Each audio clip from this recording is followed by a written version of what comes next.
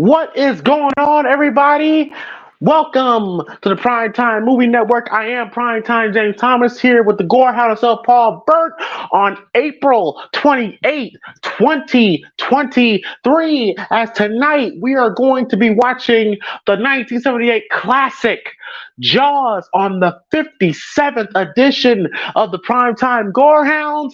Ladies and gentlemen, we are live. And man, oh man, it's funny, Paul, because I'm actually planning on eating fish for dinner tonight. And fitting. It is absolutely fitting. Yes, man. Jaws. Very much looking forward to this. What some may say is one of the greatest, not horror films, but films, period. The movie that put arguably the greatest filmmaker of all time. Not shit. If it's arguable, his resume alone, it's kind of hard to top. But but as some may say, arguably the greatest filmmaker of all time, Steven Spielberg. This is the movie that put him on the map. Directed by Steven Spielberg. Yeah, man, Jaws is one of those films that if you have not seen the movie, you've heard of this movie in some way, shape, or form. Whether or not it's the theme, whether or not it's the quotes, whether or not it's the crazy ass fear of going in water.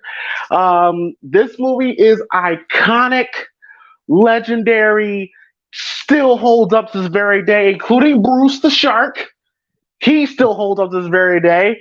I fucking love this film, and I cannot wait to get this started. Paul, your thoughts on Jaws as a movie and its legacy? Man, what can I say that hasn't been said already? But I'll drop my 2 cents in. Yeah, Jaws, man. For anyone who has no idea what Jaws is, this is a 1975 movie that was directed by Steven Spielberg. Like James said, this movie put him on the A map. young Steven Spielberg, like 23, 24-year-old Steven Spielberg. Yeah, and keep in mind, too, this movie is 2 years shy from being 50 years old. So that gives you an idea. But yeah, not only is this the movie that put Steven Spielberg on the map, but this is the movie that pretty much was the blueprint for every fucking modern day summer blockbuster you all seeing today. All the ones we've seen, all the Marvel movies, all the big blockbuster movies like Bad Boys and Freddy vs. Jason, all those big blockbuster movies, it all started here with Jaws. Now, how did I first come across Jaws when I was a young kid? Well, believe it or not, I was must have been about 5 or 6, but believe it or not, Jaws 1 was not the first movie that introduced me to Jaws. It was Jaws 2 that I first saw when I was a kid. And I remember after watching that, I fucking fell in love with it. I was just like, man, this is a damn good killer shark movie. I saw Jaws eventually 5 years later when it was on TV, literally randomly when I was channel surfing. And I thought, yo, I need to watch this because I never saw this one before. I knew it was Jaws, but I didn't know which one it was at the time because I was only like, 10 years old. But I remember when I first saw this movie, I was just like, wow, this is how you do a damn good suspenseful killer shark movie and just a suspenseful movie all in all. And like I said, this movie has one hell of a fucking legacy. This is the movie that kickstarted the blockbusters. This is the movie that kickstarted Spielberg. And, you know, his movies read like a goddamn who's who. I mean, think about it. His first movie debut was The Duel. Then it was this. Then it was the fucking Indiana Jones movies, the Jurassic Park series, E.T. Duel. Don't forget about Duel. I did say that. That was his debut. I did mention it. E.T. was another one. The Indiana Jones films, Jurassic Park, Saving fucking Private Ryan, man, which is arguably one of my favorite war movies that's ever come out. And, you know, films like War of the Worlds, Ready Player One. Most of the films that we're talking about, we've either seen and probably ended up enjoying. I know I enjoyed a whole bunch of them. Oh, let's not forget Schindler's List. I mean, Jesus, that movie was fucking brutal, but it was honest, you know? But, yeah. And also keep in mind, folks, 22 years ago, this movie was registered in the Library of Congress for the National Film Registry for preservation, and it's in there for a reason. There's a few select films that are on that list. Jaws is one of them. But yeah, it's been a while since I've seen this movie, and I'm just dying to get into it. My first interaction with Jaws, it's funny, because I was very, very young when I watched Jaws. When I first watched Jaws, I wasn't a fan of it. I thought it was boring as shit. Keep in mind, when I first watched the film, I was like 11, 12 years old at the time. Yeah, So I wasn't really into the movie, process. I was just into, is it action all the way through? yeah. Back then, my favorite shark movie of all time was Deep Blue Sea. Oh Um, yeah, obviously. Deep Blue Sea is another good movie. I enjoyed that too. yeah, yes, yes, yes. But it wasn't until maybe about 2011, 2012 ish is when I actually sat down and watched Jaws, and I realized that this movie is a freaking masterpiece. Yeah.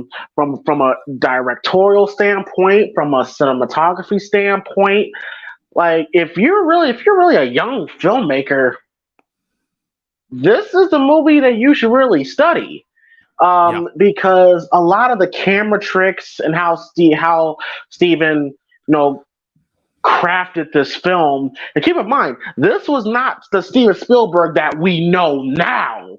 Yet he was still a young up and comer at this point, and to pull Mm. off the things that he did when coming to directing this film is crazy. It still looks great to this very day.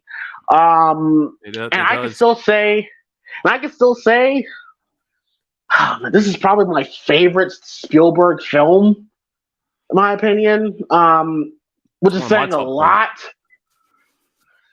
But I think because you could just tell behind the direction the eagerness and the hunger that Steven Spielberg had when it came to directing this film.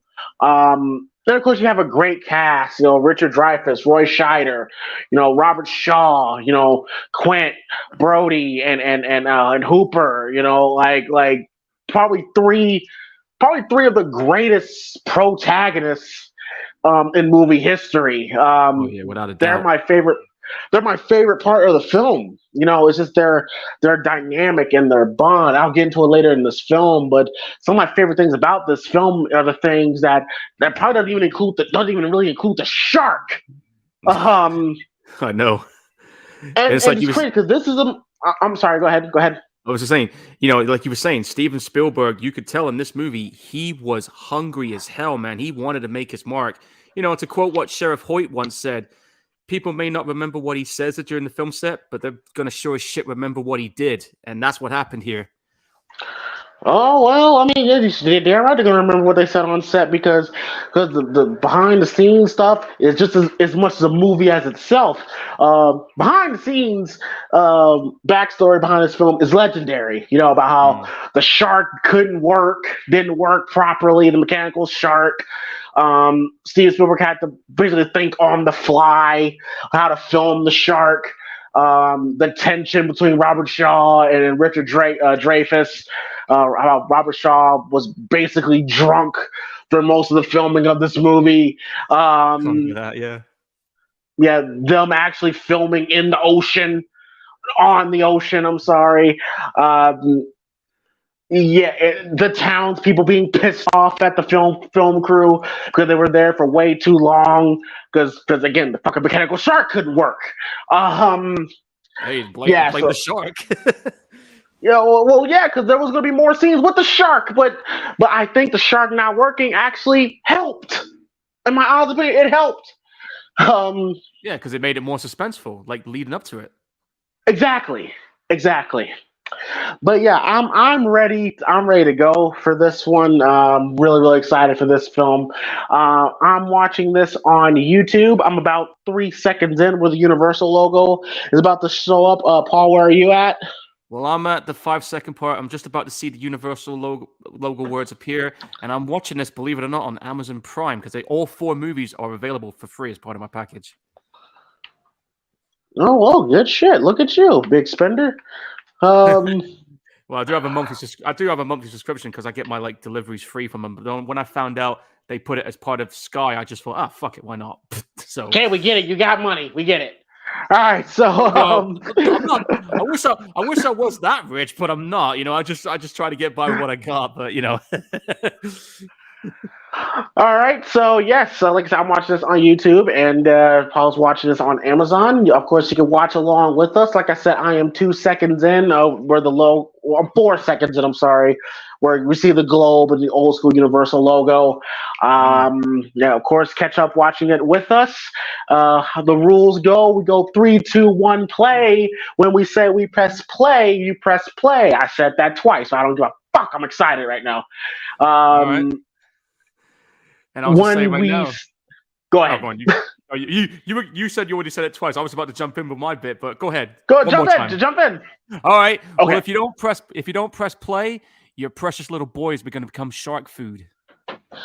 Oh yes. Oh yes. One of the most terrifying scenes in movie history. But Yeah. all right. So here we go. All right. 3, 2, 1, play. And we are in. Here we go. Fucking Jaws, baby. All right. Universal MCA company. Yep. It's fading to black. Yep. It has been a minute since I've seen this. Sounds of the ocean. Zanuck Brown production. There it is. Oh, I get chills every time I hear this theme. So good. It's iconic, dude. Everybody knows it.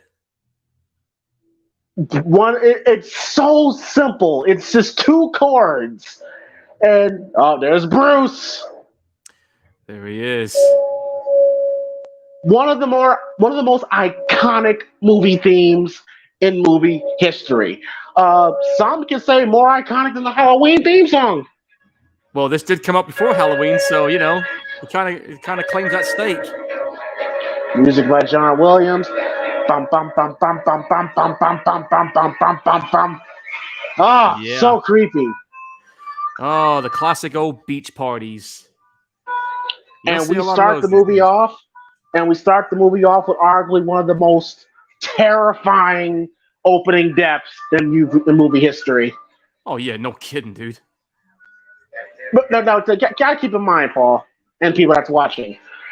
This is 1975, so when you watch an older film, you kind of have to watch in the realm of how it was watched back then. Back in 1975, this was terrifying, dude. This movie scared the people so much. They were scared to go to beaches. They were scared to take baths. I mean, because of Jaws. Keep in mind, man, nobody saw a film like this before. This was the first. Never. Kind of like how people were scared to take showers after Psycho, you know, and I don't think people were really scared to go trick-or-treating because of Halloween. Not just Halloween, but I'm just saying. Jaws was a worldwide phenomenon. Yeah. I mean, like I said, when this movie came out, it just fucking blew up at the box office, and Steven Spielberg's career just skyrocketed after that, and anybody that was involved. What's your name again? Hissy! Where are you going? Wait, hold up! Yo, wait up! my God, we see one piece of ass who's interested, we lose our minds. Yeah. Wait a minute, I'm coming! I just saw a bunch of titties on a PG movie. You saw that, right, folks? Wait, titties you said? Well, gotta do it. Nothing's for sure. It's showtime, folks! Fucking right, it's showtime, Sting. Let's go. And what's up, Philip, in the chat? You enjoying this? But yeah, you said PG film. Back in 1975, it was only PG or rated R. There was no PG-13 yet. No, there wasn't. I mean, over here it was either U, PG, or X over here. Now we got U, PG, 12, 15, and 18. This right now has actually been re-rated as a 12. Oh God, look, that's a great shot, man. That's so good how they did you hear the theme slowly. As soon as he is approaching, you can hear the theme playing slowly. Yeah. There you go. See, I see more of those shots, even if it is silhouetted. Hear the theme as you're getting closer. Yep. And bang, Oh there you god! go. Got you. But think how scary this was back then. Holy shit. And credit to the actress. She's selling her ass off with this. Oh, no kidding. And the thing, it's not extreme gore. It's just suspenseful. But this one scene is so simple, but yet this stood out in people's minds, and they're just like, "Holy shit!" And apparently, it was actually you can hear her praying to God. Yeah, but he's not going to save you this time because you're a shark food lady. Bye. And just silence. Just silence.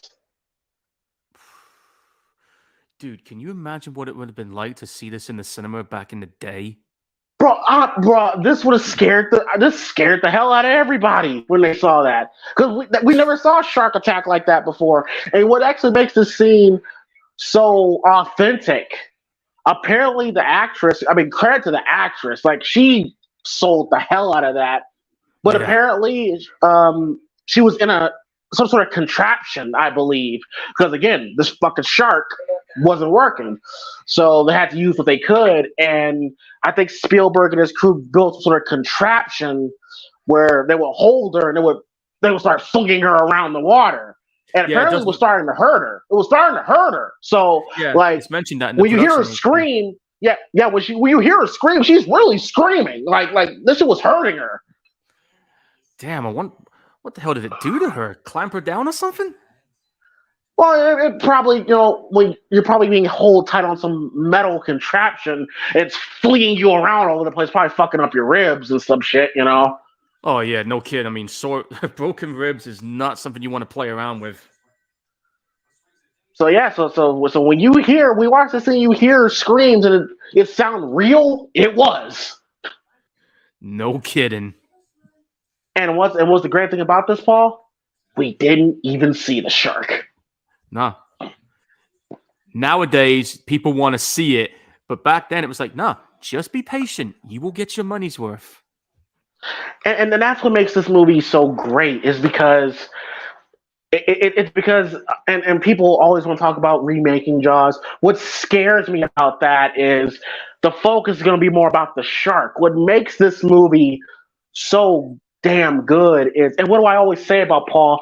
It's building the characters. It's building up the relationship of these characters, the townspeople. I recently just watched the 2014 Godzilla. Oh yeah, I remember that one.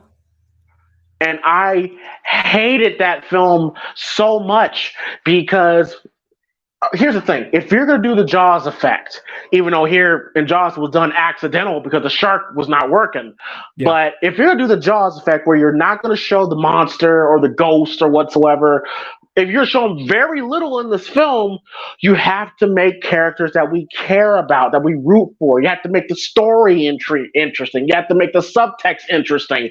Yeah.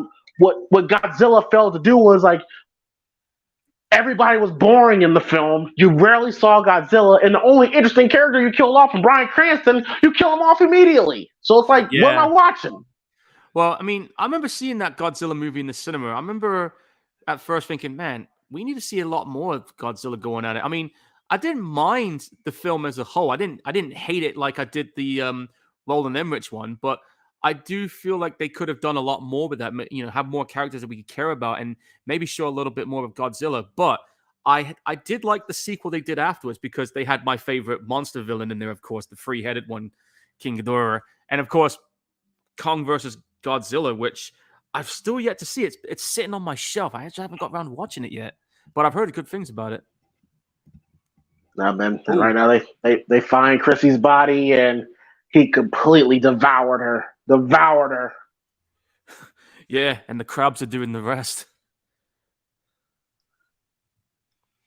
Can And you I imagine like when I like when Roy Scheider, like he looks out into the water, kind of foreshadowing that something's out there. Yeah, like bad shit's about to go down, and it's funny because he was just about to have a nice casual day at the beach, and then you see what's left of someone.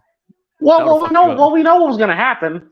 She was probably gonna swim with him, and she was probably gonna fuck him. And listen, Paul. Well, listen, Paul. Yeah. People want to have sex in these films. Well, I know one person who opposes to that. Your pussy. Hey, bring the camera, son. Bring the camera. All the young girls who want to make life with pussy, your pussy will perish with you in hell. May your pussy perish with you. May your smooth pussy, linear pussy, and tight pussy perish. Man, you must really fucking hate pussy. Hey, man. Listen. She tried to make life for pussy, man, and look what happened. She got her ass chewed up. Like, now she's perishing. So there you go. Bruce the Shark had some poontang and he kept it for keeps. Oh, ain't that the truth? Right? He took a big chunk out of that. Yeah, right? But, yeah, pussies are going to perish if you do. Oh, fuck. Anyway, back to Oh, she's perished, all right. Yeah, perished and partially Amity Islands. I'm trying to figure out where this filming location was. Amity Islands. I'm trying to figure out where that is. Oh, I used to know. I can't think of the name right now. I used to know it like the back of my hand. I'm gonna find it. Hang on, let me see if I can find it. But I know the city is still up. Of course, it's. I mean, the only thing that's really modernized are the cars, but the buildings are still up. It's the islands of Martha's Vineyard, and it's in Martha's Vineyard. Yes. Mm-hmm. Yeah, Long Island. It's in Long Island. Yep. Mm-hmm. Oh, hey, shit! I just remembered. Do you remember that Jaws video game that came out on the PS2, Jaws Unleashed? Hell yeah! When you get to play as the shark, yeah. Yeah, that was fucking gnarly. That was actually made by the guys who did Blood Rain. Yeah, that shit was fun. Yeah, it was awesome. And then, of course, you got the other shark game that came out recently, Man-Eater, which was pretty cool. Mm-hmm. Yeah. I might actually play that again now. Think about it. The mayor. The asshole mayor. This mayor was a fucking dick, dude. He was a dick. I mean, like for God's sakes, man. Like he's not thinking about the fact that people are dying in the water. He's just trying to get that money. He's trying to get that next election. It's so funny. It's so funny, Paul, because when I think about this, because when Spielberg and the crew came to this city to film the movie, they all thought, "Oh, okay, this is cool. We're going to be filming a movie in our city. This is really dope." But because production took so long and got to the point where the townspeople was like, "All right, get the fuck out, guys! Like, come on." Yeah, but unfortunately, with filmmaking, shit happens, and sometimes you just have to kind of go along with it. That's just how it is. Oh yeah, especially when your big monster is not cooperating. Yeah, there's nothing I can do about that. We have to try and do things a different way. So, I wonder what they thought when they realized they had to come back and do the sequel. I bet they were thinking, fuck, not again. Well, they had a little bit more money behind it, so I'm pretty able to work with a mechanical shark. Well, yeah, that's cool. Oh, yeah, I just thought of it too. Right? The guy who produced this movie, what's his name? Richard Zanuck, yeah? You may not, I don't know, told you the story, but when they was doing Tim Burton's Alice in Wonderland, which I ended up being an extra in, during lunch break, I actually had a chat with Richard Zanuck about the Jaws movies when he was still alive. Oh, that's awesome. Oh, yeah, definitely. We were talking about stuff about it, and I said how I first got into the Jaws movies and which one I started with first, and then I said how much I enjoyed them, and he was just like, that's cool. So that was nice to meet him at that time when he was alive.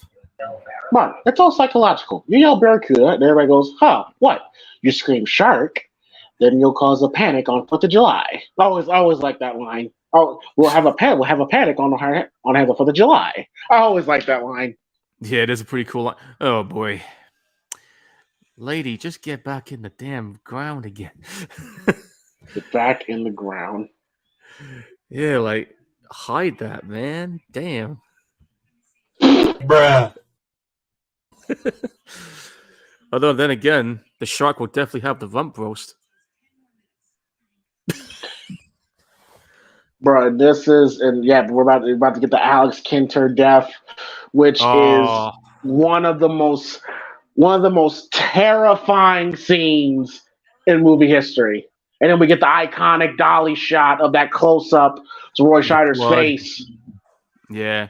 Oh, and keep in mind, to my knowledge, not many. I think this was probably the first time in mainstream cinema you see a kid getting eaten on camera. Yeah. It's one of the first. You didn't really see that. Now, think about this. Again, I got to think about this. This is 1975.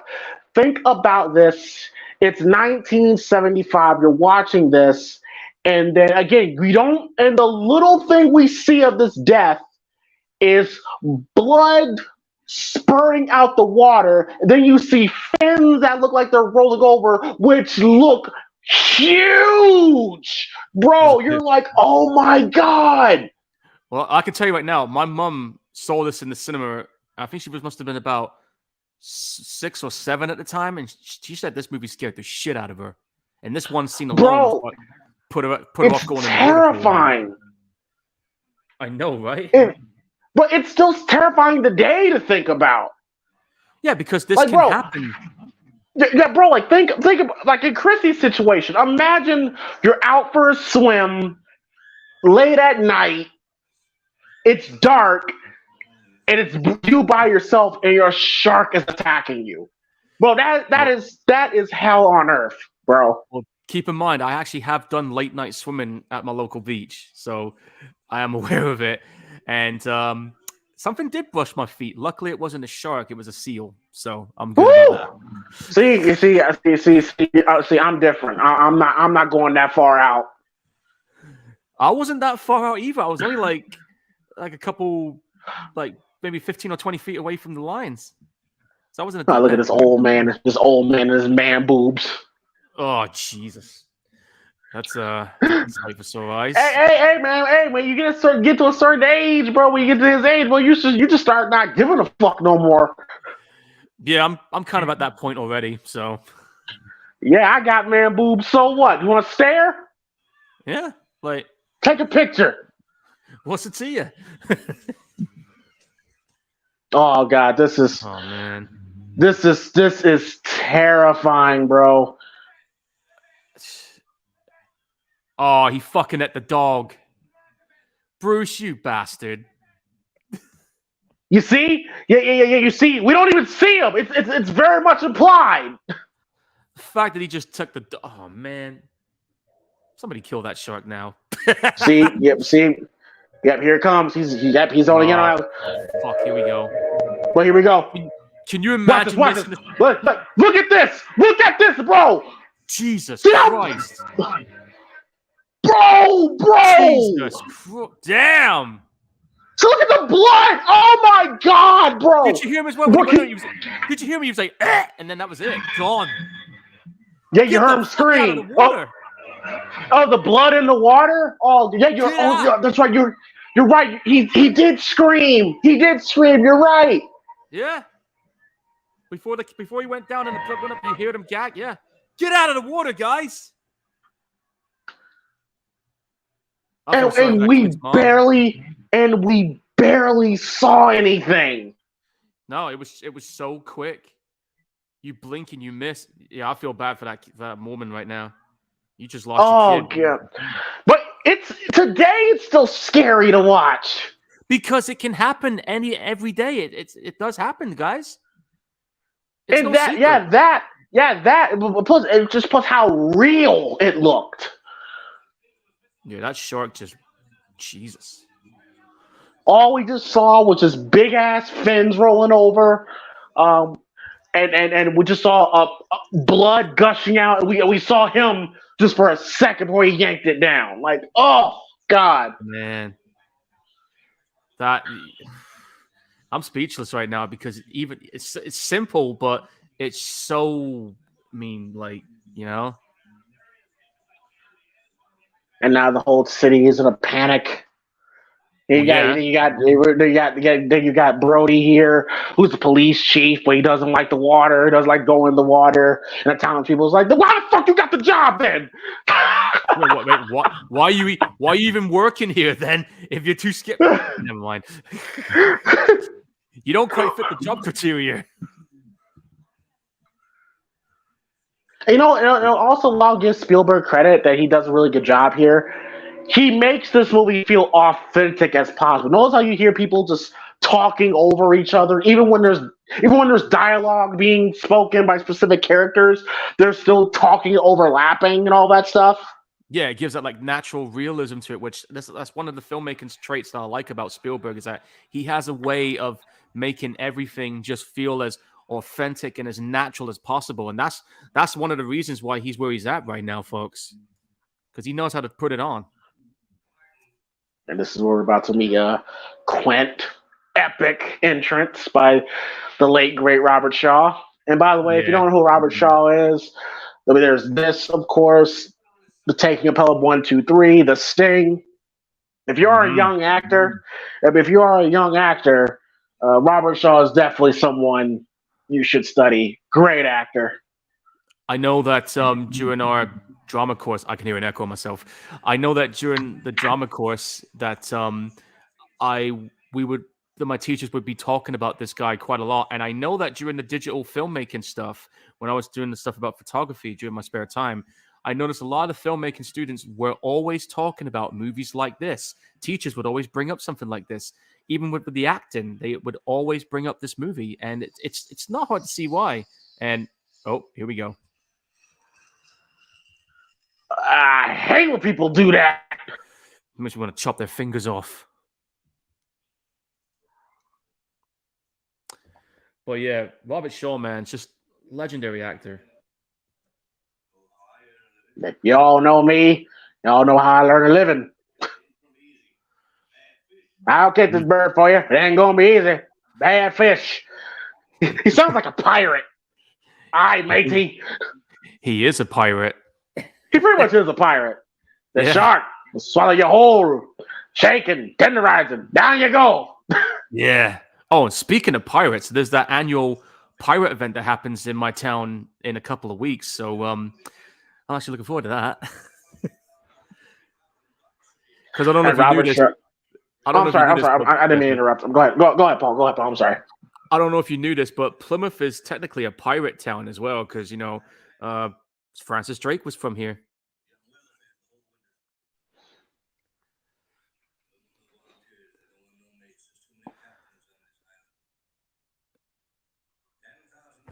Damn.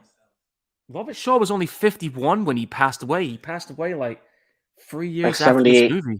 Yeah, 78. Yeah, died. You get the head, the tail, the whole damn thing. And it's crazy that this guy's a British actor as well. I didn't realize that before. Yeah, such a...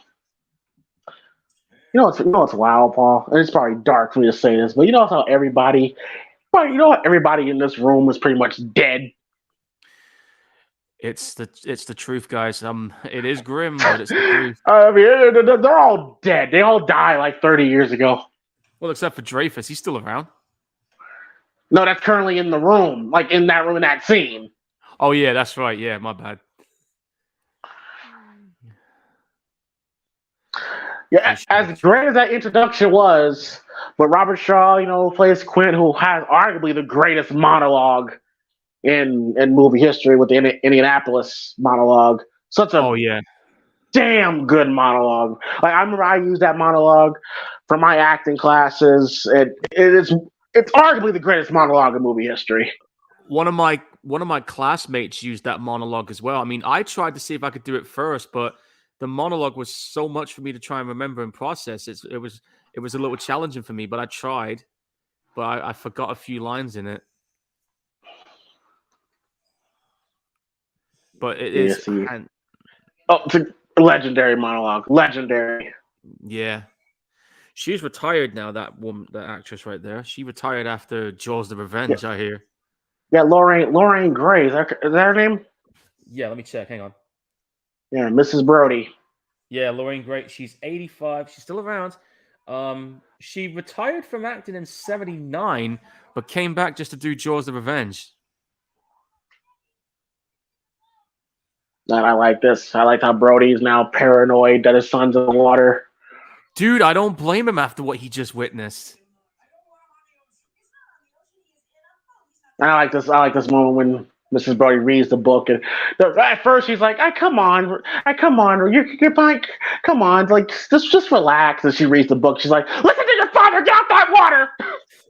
Yeah, how quick she is to change after that. Yikes. Right here.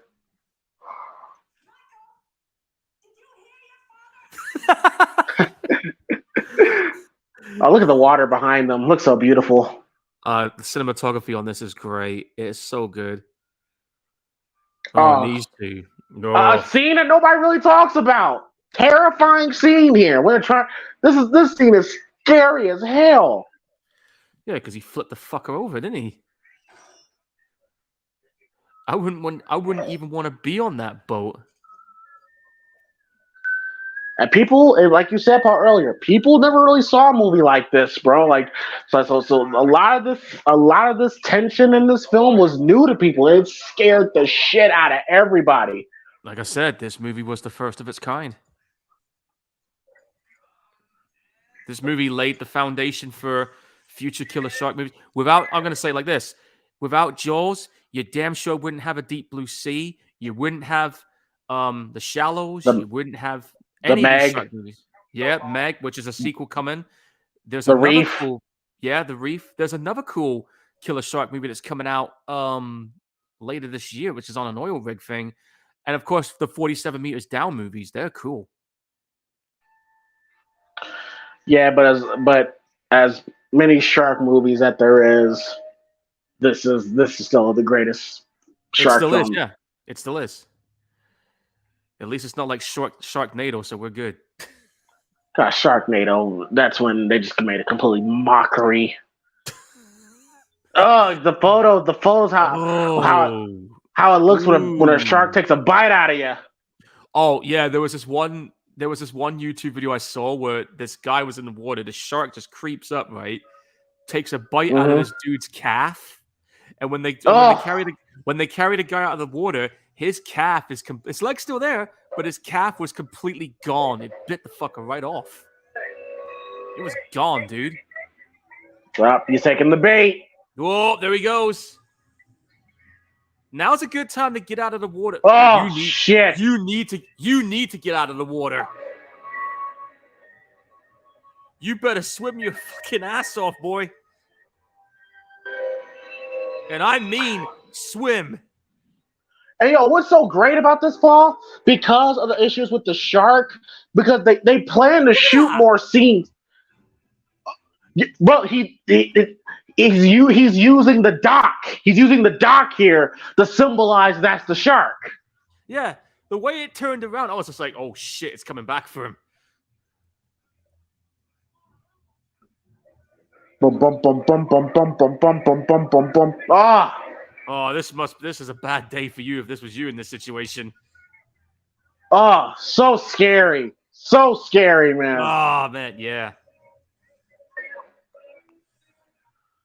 But this is another great sign of how much of a genius Steven Spielberg is. Because of the issues with the shark, he had to find other ways to make it seem like the shark is there. Case in point, he used the dock there. Yeah, he literally went outside the box to come up with ways to have the shark still around, even if the shark wasn't working. He found ways around it. That's what a good filmmaker does. And Paul, we didn't even see the shark, but that scene was scary as hell. No, exactly. Like it was all led to your imagination. You just let your imagination run wild. You think to yourself, man, if he can pull something like that, how big is this shark? God, I love this movie, man. It's been, like I said, it's been a minute since I watched it, and I'm glad it got picked. And there's a young, like 20, 25, 26-year-old Richard Dreyfuss. Yeah, he was a baby. Here. I know. And just think, 40-odd years later, he plays the same character in the Piranha remake for that cameo. Yeah, I didn't like that. Yeah, you were like, "Are you fucking serious?" I'm like, "Yeah, they're serious." Yeah. I'm like, that's how Hopper dies. Man, get the fuck out of here. I guess that's how he met his ends. Luckily, I enjoyed the film, but yeah, that was off to a bad start with me. Hey, but at least you had one of your favorite chicks in the movie. Elizabeth Banks. Yep. Yeah. Who's no gonna? Yeah, they're all gonna die. he just knows it. He's just like, yeah, they're done. And then you got this. Then you got the deputy here.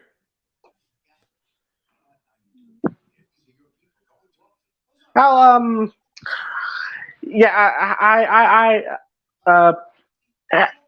you said you've seen Jaws 2. Have you seen the other Jaws films? Yeah, Like I've seen. 3 and Yeah, 4? I did see them eventually. I think I've only. I think the one I haven't seen the most is Jaws of Revenge. I think I might have only seen that maybe 2 or 3 times. Jaws 2 was the one I watched quite a lot when I was a kid. I saw this one about 5 years later after watching Jaws 2. And I saw Jaws 3 on TV one night. And I remember enjoying that one. The fourth one, I know some people shit on it. I didn't think it was. I thought it was Paul, okay. don't do that. Don't do that. Just say it's trash. You can say it's trash. All right, fine. Yeah, it was trash. There you go. mean, I was trying to be. I was trying to have my dramaturg head on, but No, listen. Okay, fine. You know what? Actually, speak your piece. I'll be the bad cop. Don't worry about it. What? right. What? You go ahead. All right. Well, from what I remember vaguely of it, my problem with it is that it just felt too far fetched. I mean, how the fuck can a shark have a psychic link with Brody's wife and have a fucking vendetta? Like, what's the deal there? I mean, I didn't mind the shark attack scenes, but fucking A, the story just felt so far damn fetched. Like, how? Yeah, how the hell did Michael Caine get in it either? I'm just like, whoa, okay, this was bad. But the outside of the shark attack scenes, the rest of the movie was just, yeah. Jaws 2 is the farthest I'll go. Yeah. Jaws 3 has its moments, I will say that, but it's nowhere near as good as the first two. And even Zanuck told me Jaws that. 2, and then Jaws 2, it's like it's way inferior to the first film, but it's still solid. Yeah, it was still a good film. I mean, you had a pissed off shark with half of its face burnt. I mean, no wonder it'd be on the rampage. No smoking in here, thank you. That too. He's like, he's about to say that. He's about to say that, like so authoritative. Yeah. Wait a minute, is that an audio recording? That's a weird looking mic. Yeah, that's how they record back in the day. Yep, 90. You're not smoking here, thank you very much. Yeah, really, you don't want to smoke in here right now. And there's what's left of the victim number 1.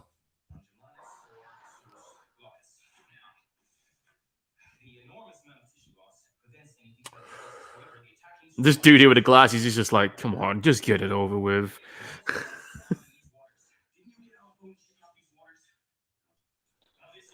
But yeah, see, that's what makes this movie work so well, because there's a lot of time we don't even really see the shark, and you kind of really don't care because you like these people. Yeah, you're completely engrossed in this movie right now. Hey guys, congratulations! Look at these fucking idiots. They thought they killed the shark. Yeah, I'm just like thinking, hey guys, congratulations, you killed a shark, but I hate to be the bearer of bad news. That ain't it. State Wire Services. State Wire Services. That's how old this movie is, folks. State Wire Services. Wow. This was long before the internet, folks. This was long before video games was a thing. This is long before anything we know. See, Brody thinks they caught it. Hopper's unsure. Look at Quint. He knows. He knows. Like, these fuckers thought they caught the real snake. They thought they thought they got the real shark. That ain't the real shark. This ain't the shark, dude. Come on now. Brody, you're celebrating way too. Even he's like sitting there thinking, hey, you stupid son of bitches, that ain't the shark. Yeah, you fucking idiots. That ain't the real shark. Yeah, he knows. He's laughing at him. everybody's not in on the joke, and they know the punchline. Now look at it. They're all taking a photo for the newspaper. This is 2023. Everybody will be taking like selfie with the shark. Let me post it to Instagram. Oh Jesus! And then of course you're gonna all sharks matter. That too. I mean, sharks are somewhat of a protected wildlife now. It's like you can't even do shit like this now because you will have people come down on you about it. We just missed it. We just missed it. It's a tiger shark. A what? A what? That's a tiger shark, dude. Yeah, we all know what happened to a tiger shark on Deep Blue Sea. Fuck. But listen to this, Paul. Like when Hooper's telling him, like, I'm not saying it's not the shark, but we need to. I don't know if it is the shark. Like they're talking, but you hear the people in the background conversating. You know, that is hard to do in filmmaking. Very hard to do. Yeah, especially when you have to keep your concentration level going as well.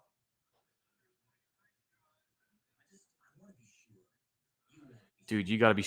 Look at the mayor. He's just like, look, the shark's dead. We're not dealing with this again. So I want to do what I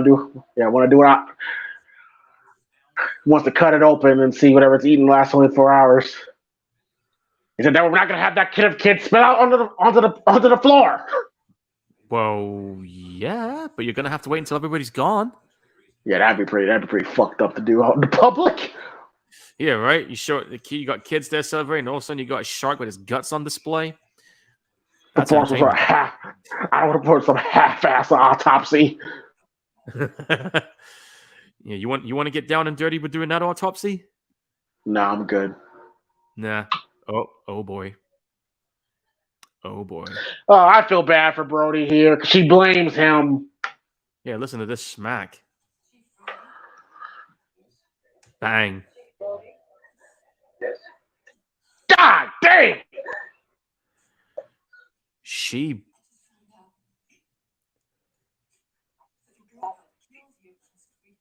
Everybody in this movie does a great job. Everybody fills their roles really well. It's perfectly cast.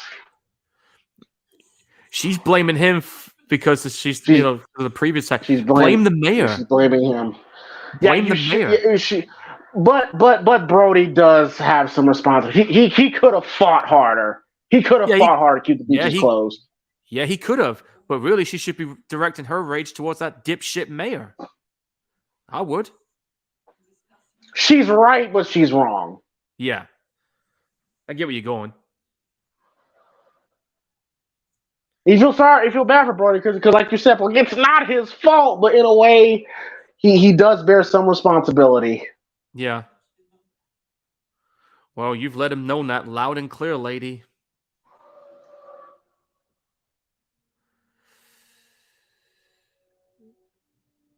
Well, that's gone and shit on everybody's happy day. I like this line of dialogue here. I'm sorry, Martin. She's wrong. And he says, no, she's not.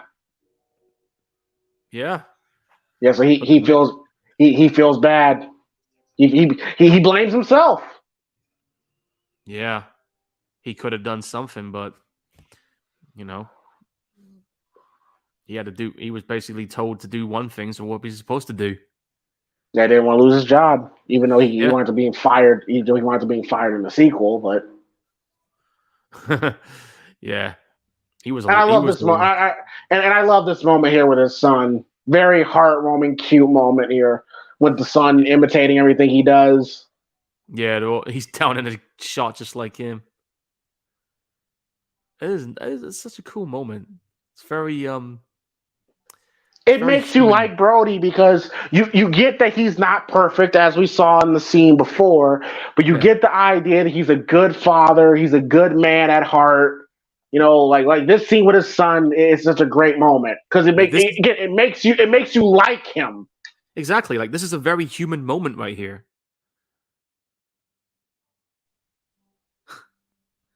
Human, very vulnerable moment. Yeah. Because I remember me and my dad used to do stuff like this, and I do this with my younger siblings. I love human stuff like this in movies. I used to do this with my little brother when he was younger. They give me a kiss. Why? Because I need it, and he kisses them. Mm. You know, yes, that's the one thing about Steven Spielberg. He knows how to convey a good human moment there. I mean, look at for example, look at E.T., the bit at the end where, the alien wants Elliot to come with him, and he's like, I can't, I gotta stay. And it's so Also, I emotional. do human moments, and he loves, like I said in the Poltergeist, another movie that Steven Spielberg. Oh, well, I'm sorry, Toby Hooper directed, and Yeah, that bit with the TV, and you got all misty eyed, dude. I remember that. well, that too. But Steven Spielberg is great at. We just saw it here. We saw it in Poltergeist. Yeah, He loves putting kids in peril. He loves putting kids in peril, which is something you don't really see today. Kids no, being, being in situations where well, I kind of saw it in the Evil Dead film, but you yeah, don't that Evil see that Dead in movies vibe, yeah. nowadays when kids, like they could get it too. Well, we saw it on Halloween. Don't forget Rambo 4, that village. Yeah, this is true. Yeah. That was. I, I remember when I saw that, I was just like, "Damn, dude, you really went there." Now, Paul, I love this scene here because how authentic it is. Steven Yeah, Spielberg just keeps the shot on them. They're having a conversation. You see Roy here just reacting, and Paul, you should know this better than anybody. You're told acting is what? Acting is acting is reacting. acting is reacting. Yeah, exactly. You've got to. Yes, and that's all he's doing. He's just reacting. Like it feels like an actual conversation. It doesn't feel like a scene. It feels like a conversation. Yeah, you've got to find a way to keep the scene going. You've got to find a way to keep that authenticity, and also try to present like something for the other actor to feed off on, like what he's doing right here. He's improvising that bit with the wine glass while these two are having a conversation, but it keeps it like natural and organic as part of the Alexander technique and everything like that. It's the whole finding the objective. They caught a shark, but not the shark. Like that. Love that line. That's right. Look at Roy. Roy just wants to get drunk. He just wants to get fucking pissed. I don't blame him. You get blamed. And You get blamed. I love how Hooper just invited himself and just took his plate and is eating the shit. Yeah, he just walked on in like these guys have been around for a long time.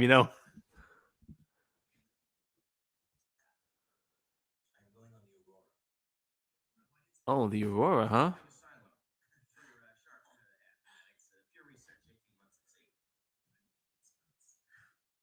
You still there, dude?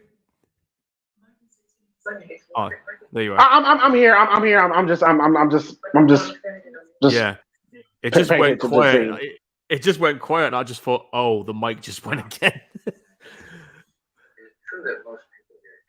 He's just drowning. Yeah.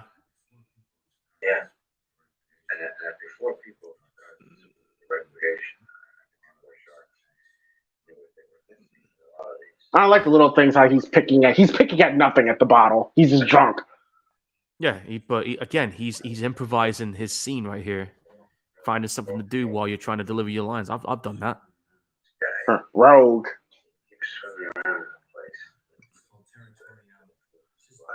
Yeah, I'm sorry if I get quiet. I'm just paying attention to the dialogue. It's so well written. Yeah, you're good. You're good.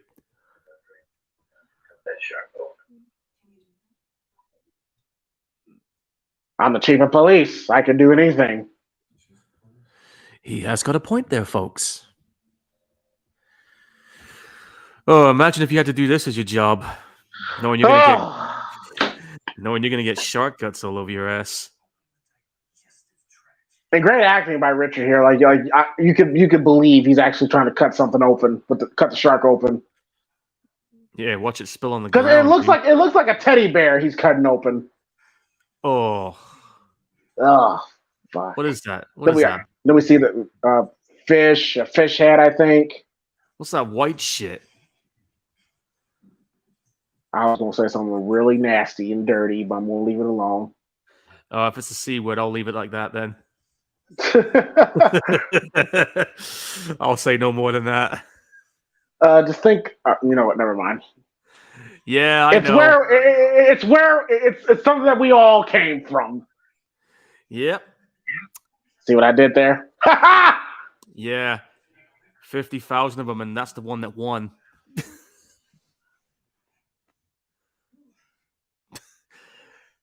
I don't know, Paul. I mean, it seems like this is something that you be into, cutting open fish. Well, believe it or not, when I was in school, one of the work experience things they had me doing was working at the morgue. So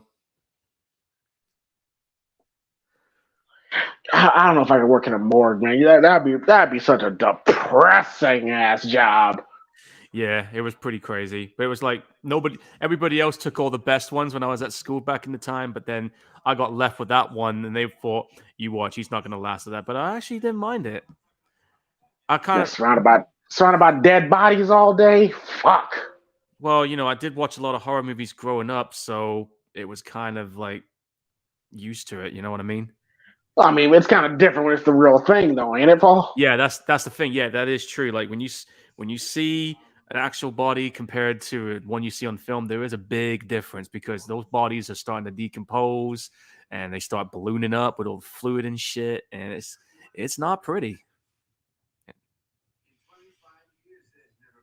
Just Mister. He's like, I'm not drunk enough to get on a boat. Yes, you are.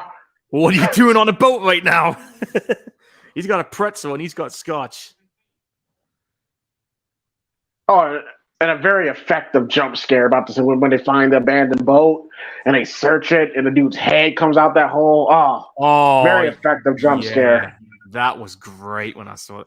I remember when I saw that, I was just like, whoa, okay. And one of the very and the jump scares in this film is very effective. Very effective. Yeah. Like the one we're about to get is one of the very few we get. And of course the movies nowadays every 15 minutes has to have a jump scare, but Spielberg spaces this out. Yeah, he knows exactly when to hit you with a jump scare. He kind of puts you in that like false sense of security, like everything's cool, and then all of a sudden, bang! It just hits you right out of nowhere. I mean, it's funny because Steven Spielberg said he would like to get back to doing a horror movie at some point, but I don't think they'll let him. Can you imagine if he gets away with doing a horror movie today? Oh, Steven Spielberg in 2023? Fuck. Yeah, really? Why won't they let him? Well, I guess it's because he's a very prolific director now. I mean, he's got like Oscar awards behind him. His net worth is about $3 billion. And I see what you're saying. I see what you're saying. Higher ups, they probably they have a thing against horror films. Yeah, but he has expressed he wants to do it. And think about it, with the kind of political clout he has behind him. I mean, he could do like a big multi-million-dollar blockbuster horror if he wanted to. Imagine. Oh, he could. Bro, Steven Spielberg using today's effects? Oh, shit, it'd be great. Can you imagine if he did a sequel to World War Z? Ooh, World War Z? I mean, shit, imagine him doing a Conjuring-like horror film. Imagine him doing a slasher. I don't think he stooped that low. I think that's a little too low for him.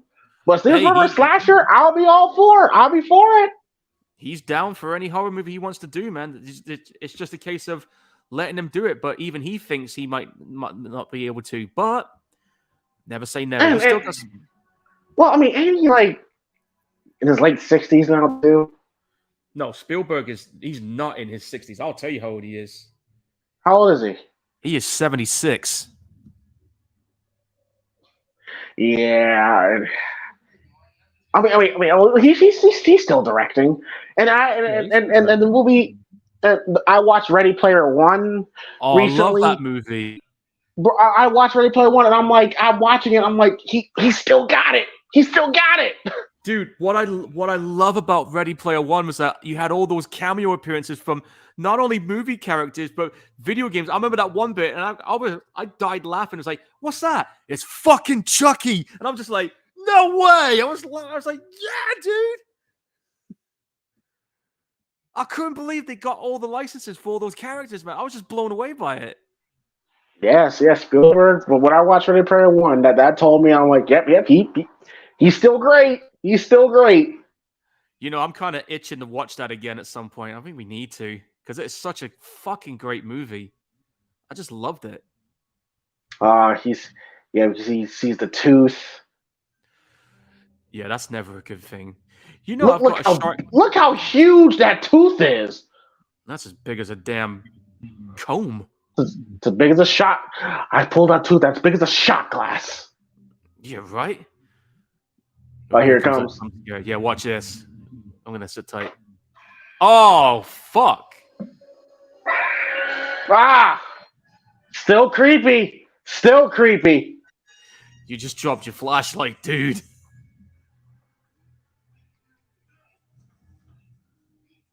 And it's executed so well. It was so good. Like, how long's that body been down there? You didn't really anticipate it. It just happened. Yeah, like right out of nowhere, it just hit you without warning. Yeah, it's a man-eater, like Brody. I always like the scene between these. I always like the scene between these three here. Great chemistry between these three here in the scene. Yeah, I mean the mayor here, where he's just like, I'm not buying this bullshit.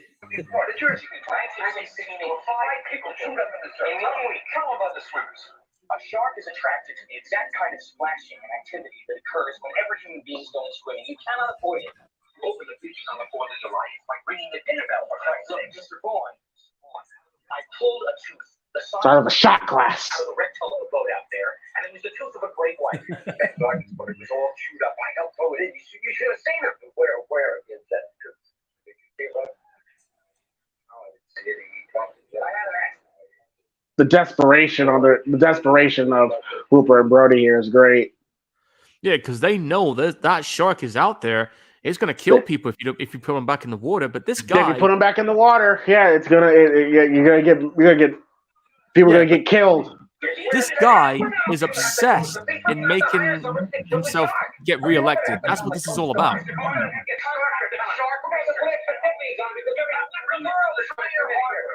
Dude, it's real simple. Just shut the beach. You can try again next year. Bite you in the ass. Yeah, you're not this particular problem. He'll swim and bite you in the ass. Love that line. Oh, it'll do more than bite you in the ass. It'll take a big chunk out of it.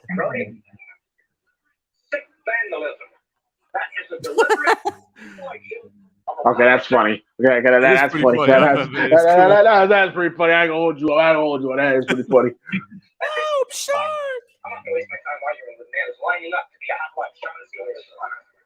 These guys are in an absolute panic right now. It's a great scene. It's a very good scene. What we are dealing with here is a perfect engine, an eating machine. It's really a miracle of evolution. All this. Oh yeah, it's an eating machine, all right. And eat and make little sharks, and that's all.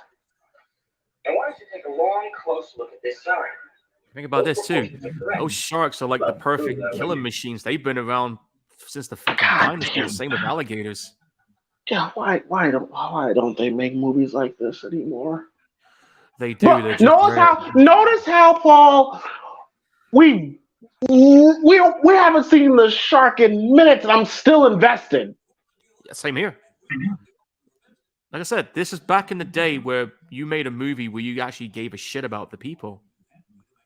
Whereas nowadays, and too, when movies were fun and not everybody was a fucking critic and everything just had to make sense.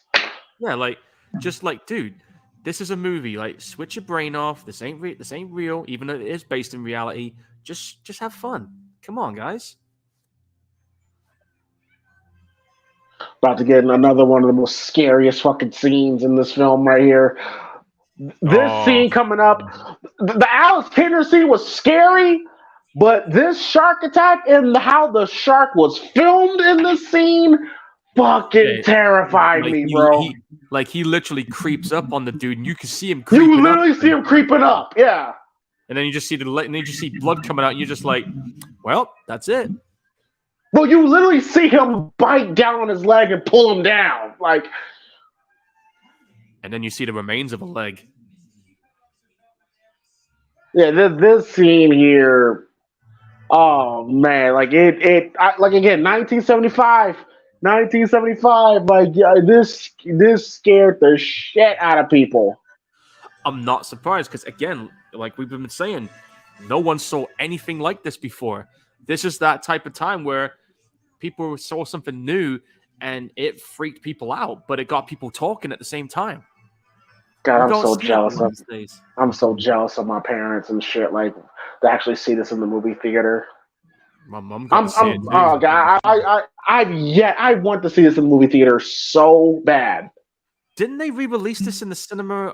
Hang on, actually, now that I think about it, in 2025, this movie will have its 50th anniversary, so maybe they'll release it in the cinema again. I hope. Maybe.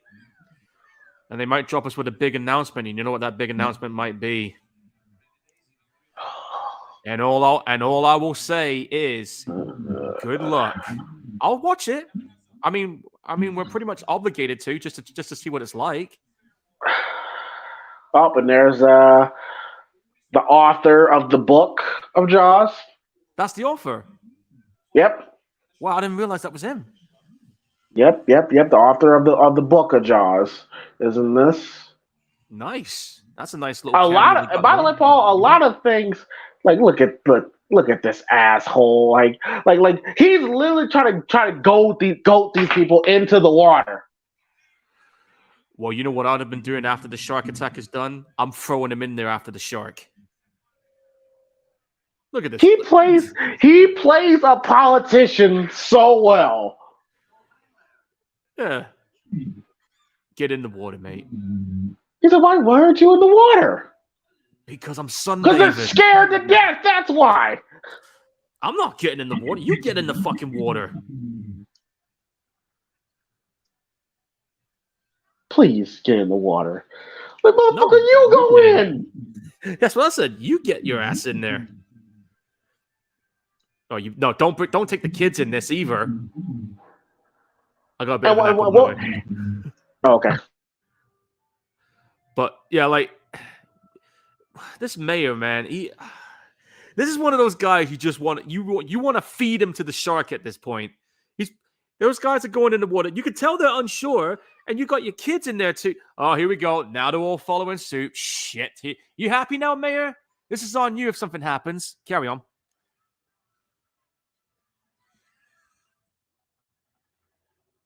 What you were saying, James? And a genius thing that Spielberg does here. We get the point of view of the shark, but notice how we don't get the music. Yeah, well, I've always said before, man. Every time we're in the shark's perspective, we hear the music. But in this scene, we don't. This kind of like tells you that. I mean, looking back on it now, it tells you it's not the shark. But how Steven does it makes you fucking paranoid because there's people in the water now. We see the shark's perspective, and you're like, oh shit, who's gonna get now? You know? Yeah, right. And you know I've said this numerous times. I always prefer movies that don't have music to give away what's coming. It's more effective that way. I'll always maintain that. Yeah, he's telling his son to take the water to the pond. Yeah, like they're gonna do that. You know, kids being rebellious. We've been there. But you're about to see here soon. We're underwater shot, but we don't hear the theme music at all. Right there, we don't hear it at all. Yeah, like, nah, dude, I'm not messing with that. But that was clearly a sign that this is not Bruce. This ain't the shark. No, it's not the shark. No, definitely not. But in 1975, when people saw this for the first time, I'm pretty sure people were like, "Oh God, oh God, oh God!" You know. Oh, I guarantee you. I bet somebody was in the cinema going, "Get the fuck out of the water!" Mm-hmm. There's always that one. This mayor man, I want to punch him right now. I really do. So he gives us a political answer. He says, supposedly we've killed a person that supposedly killed some like what do you say? But like, Ugh. I hate that guy. He's such a political answer. Oh shit! Look.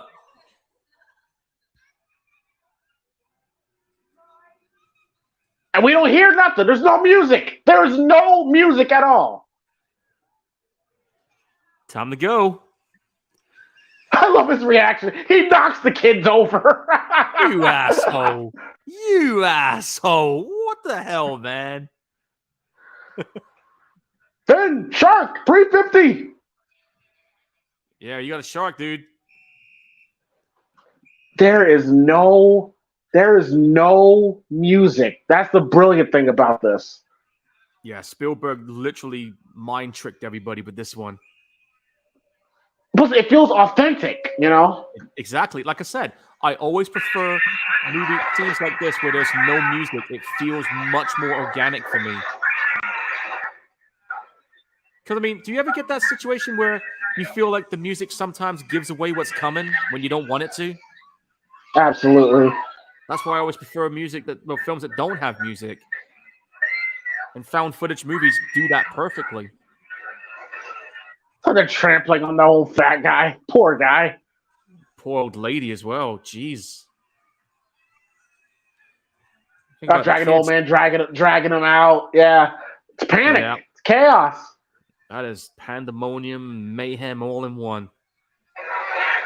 We're about to get a hot ass girl who's about to notice the shark in the pond. Fine ass girl. But no, it was just the kids.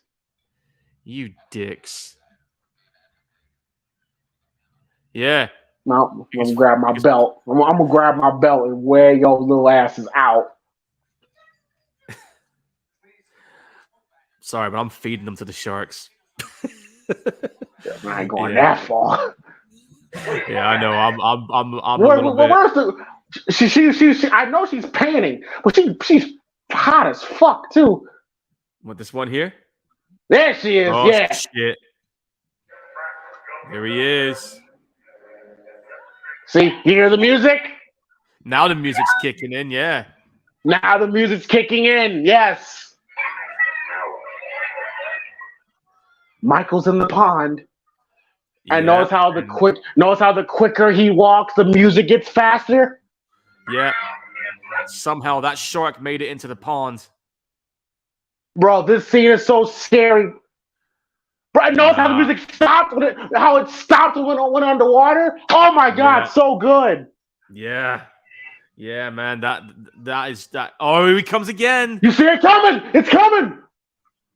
Dude, get the fuck out of that water. Oh, that is so scary, bro. No, turn around.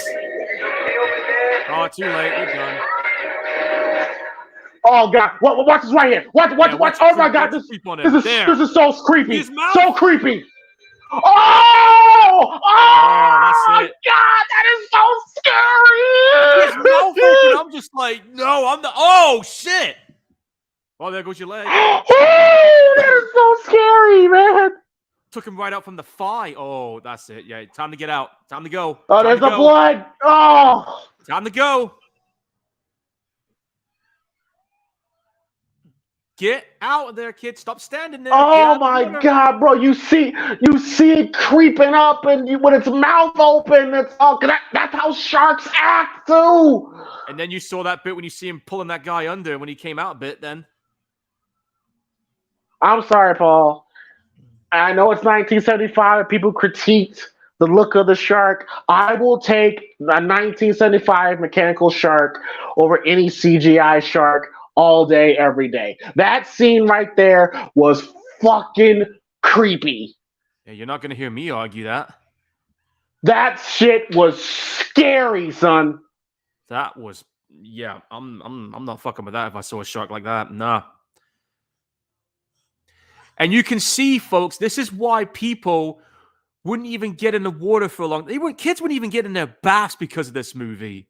This movie was nightmare fuel for a lot of people, man. I love that shot with the pier and it's just the water staring like that. That was great. This was nightmare fuel, people. And now it gets symbolized now. Now it's personal. The Brody now it's personal now because trying to attack his son. Attack his son. It made that kid pass out. He passed out in shock. That's it now, though. Brody, you need to get your ass on the boat. You need to do something. First of all, punch that mayor in the face while you're at it, please. I know I would. But I'll tell you what, that guy who died, that's on him. Not Brody. That's on the mayor. God, just the way how that shark looked when it was creeping up on him, like, oh, dude, it's nightmare, freaky. That was freaky.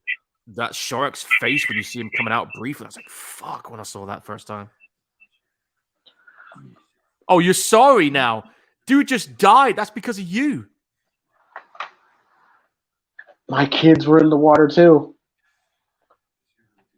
The fuck's that supposed to mean? Like sign the damn paper. Let's hire quick, goddammit. Yeah, we need to get this done. Dude, gloves off. Fun and games are over now. You got to get this guy.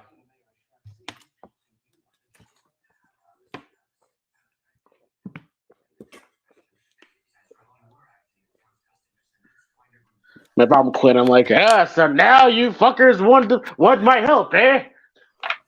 Well, I'll tell you this right now. I want a check with 7 figures on it.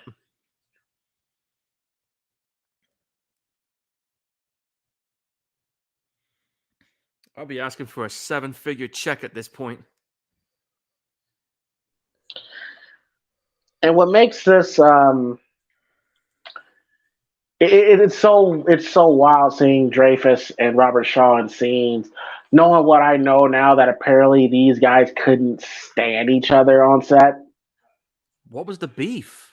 What was it about it they didn't like about each other? Well, one because of Robert Shaw's drinking. Like I'm not bullshitting. Like he would show up on set drunk as fuck. Yeah, I did hear about that. All the time, dude. All the time. And it annoyed the shit out of Richard Dreyfuss. I am surprised Spielberg was able to tolerate it. I am too. Like, he must have some incredible patience to work with anybody that's capable of that type of shit. Oh shit, Paul, where you at now, Paul? They just downed some shot glasses. Down some shot glasses. Okay, yeah, give me a second. My shit kind of. There's a shark's mouth. I'll pause it there. Okay, all right, shot glasses. Yeah, because they're at Quick's house, right? Yeah. You see the shark mouth being pulled out? All right, give me a second. They just the bro just spit out where he spits out the drink, right? Okay, hang on. Give me a second. Give me a second. All right, give me a second. He just gave Brody the shot glass. Here's the swim with the bow-legged women. I couldn't say that today. Nope, you cannot. And then the guy. Or he just takes a sip, and then he looks at him like, "You pussy," and he just spits it out. Yep. Shark's mouth. Yep, we're good. All right, here we go. We're in. You just put it back. But what I was saying though, there was legitimate beef between, and you see it in these scenes here, where when Dreyfuss seems super annoyed with Quint, a lot of that's legit. Damn. And I think if there's that, but also like Robert Shea, he seems like that type of actor that would push you. You know what I mean? To get the best out of you. You know what I mean? Well, I do. I'm looking at this guy's acting history. I'm just gonna see where he trained, because I got a funny feeling he definitely studied the whole Sanford Miser, or probably the Stanislavski system. Let me just check. Hang on. Can you elaborate on that, Paul? Like what that is for the viewers who may not know what that is? Well, the Stanislavski system, it's basically a form of method acting which was created by a Russian theater practitioner called Konstantin Stanislavski, who a lot of people say was the blueprint of what you see today in modern acting. And then you had people like Stella Adler that utilized that training. Then you had Sanford Miser, Lee Strasford, who was in Godfather Part 2. It's essentially the blueprint of what you see today with modern theater training and how it all morphed into that. It's like a form of like emotional acting system. It's a very complex system to fully describe, but I'll give you a little idea of what I'm talking about here, James. I'm going to send you the link about it. I remember the name, how to spell it right. You know.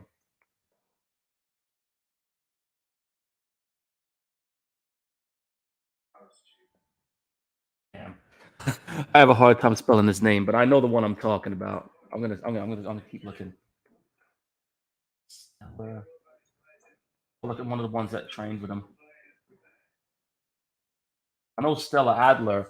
She trained with that dude when he was alive at one time. Yeah, here we go. Konstantin Stanislavski was a Russian actor. I'm gonna send you his Wikipedia, James, and you can have a little read of this. And I'll send you the link about the system that he created. Give me a second. But yeah, but yeah, while you look that up, yeah, but yeah, like when you watch the scenes between Dreyfus and Shaw, like we you feel there's tension, and it was legit tension. Okay, I'm going to read you this link right now. Here we go. The Stanislavski system is a systematic approach to training actors that the Russian theater practitioner developed during the first half of the 20th century. His system cultivates what he calls the art of feeling, which is a contrast of the art of representation. It mobilizes the actor's consciousness and thought and will in order to activate other less controllable psychological processes, such as emotional experiences and subconscious behaviors. And sympathetically and indirectly in rehearsal, the actor searches for the inner motives to justify the actions and the definition of what the character seeks to achieve any given moment, like a task. I'm going to send you the link to that system, dude. This is actually some good stuff you should look into, because it might come in handy for when you're doing your acting for you when you're cutting promos and wrestling and all that. All right, good, fine. So some nice solid bit of information there, Paul. Yeah, it's what I've learned for the last 5 years, dude.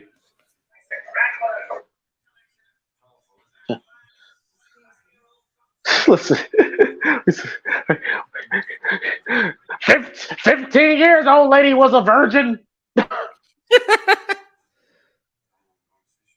Yeah. So the dialogue, you're like, yeah, you couldn't say this today. You can't say it today because now you'll get somebody giving you shit for it. Like, what is that supposed to mean? I'm offended by that type of language, sir. Go get some dick. Guys, like, can we at least have a time to make fun of ourselves? We're all capable of doing it. I see you got your rubbers. See, I got the joke. I mean, fuck. For 15 years, she kept her virginity. Not bad record for this vicinity. I get the joke. I mean, I don't think it's a big deal. But then again, I'm guessing you see I love when you see the shark's mouth, and I think it's great. You see them on board. Yeah, it's cool.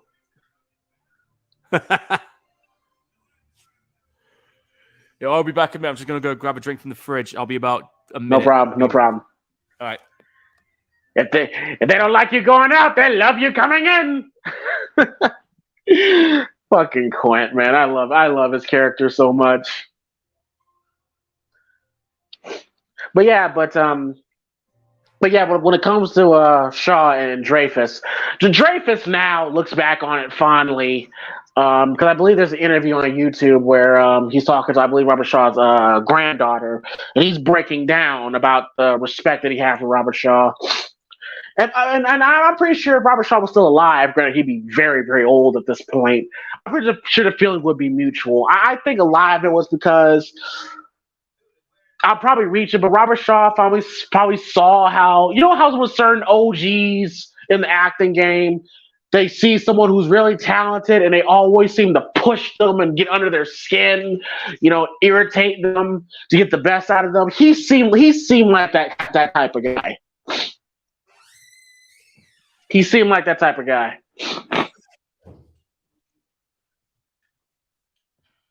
And then I love how when they're on this boat, you kind of get like a big brother. Excuse me. You get like, excuse me again. Shit. You kind of get like a big brother, little brother kind of dynamic with Hooper and Quint. Of them trying to outdo each other and outwit each other. Beers up. What's that? Beers up. Yeah, exactly. When Quint crushed the beer can and then Hooper crushed his little styrofoam cup, You could see the frustration in his face. That was legit, dude. Like I'm telling you, like there was legit beef, and I'm pretty sure there were some days when Steven Spielberg had to be like, "All right, cut! Like can y'all knock it the fuck off?" Yeah, he must have been like at one point, like saying, "Dude, get your shit together. I'm gonna have to cut. Get your shit together." And it's kind of hard to do when you have Robert Shaw, who's a great actor, but god damn, he can't stop drinking. It's like Oliver Reed. It was the same thing. He was a hell of an actor, but he couldn't get away from the bottle. You remember that interview he had on TV one time? He had this big, massive pitcher glass, which he thought was orange, but he put whiskey in it too. Yeah, man, it's like, oh god, such a damn shame, man. It was dude. He was a talented actor. His last movie was that movie Gladiator, and then he died. All right, and they're out on the boat. Oh, Quint senses something. Yeah, he's been hunting sharks for a while. He knows. He's a pro at this. And look how he's gearing up for it. Like you could tell he's an OG at this. He knows what to do. Like he's got this big ass rod. Pause. And he's got this, and you can tell how he's strapping up and gearing himself up. Like he's a veteran at this. Yeah, he's ready for war right now. You sure that fishing rod's gonna be enough? I love how intense Robert Shaw is in this scene. Just look at his face, how focused he is. Yeah. Again, it's all part of that acting, one of the acting methods that he used. I got it! Get behind me! Get behind me! And that includes you, man. He's taking a hold. She's taking a hell of a lot of line. Hell of a lot of line. Oh yeah, he's a big boy.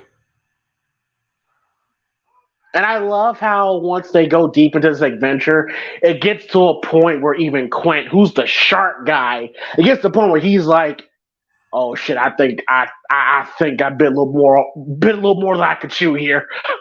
Yeah, he was in too deep. Where even Quint is concerned. Yeah, like when he saw how big that shark was, he was just like, "Yeah, I think I'm in over my head a little bit here, but fuck it, I'm gonna get him, or I'm gonna go down fighting." His ego gets in the way. Yeah, he's just like, "Fuck it, I'm taking him down." Yeah, I love Robert Shaw's acting in the scene. Just look how focused he is. Oh, dude, he's on a mission right now.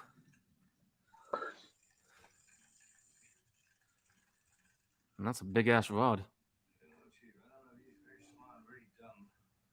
I don't know, Chief, if he's very dumb or very smart. I think to say the latter, he's smart. Look at his face. Look how intense he is. Yeah, look at those eyes, man. If looks could kill.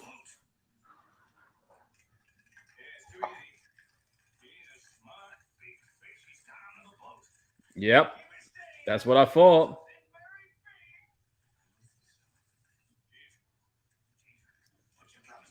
Like, Quint, let it go. Dude, let go of the rod. Because he's going to take you down with you. Yeah, Quint, let it go. Yeah, he's like, just let it go, man. Let it go. You see, his pride. It's his pride. It's not a shark. Then what do they get? I forgot what it was they got.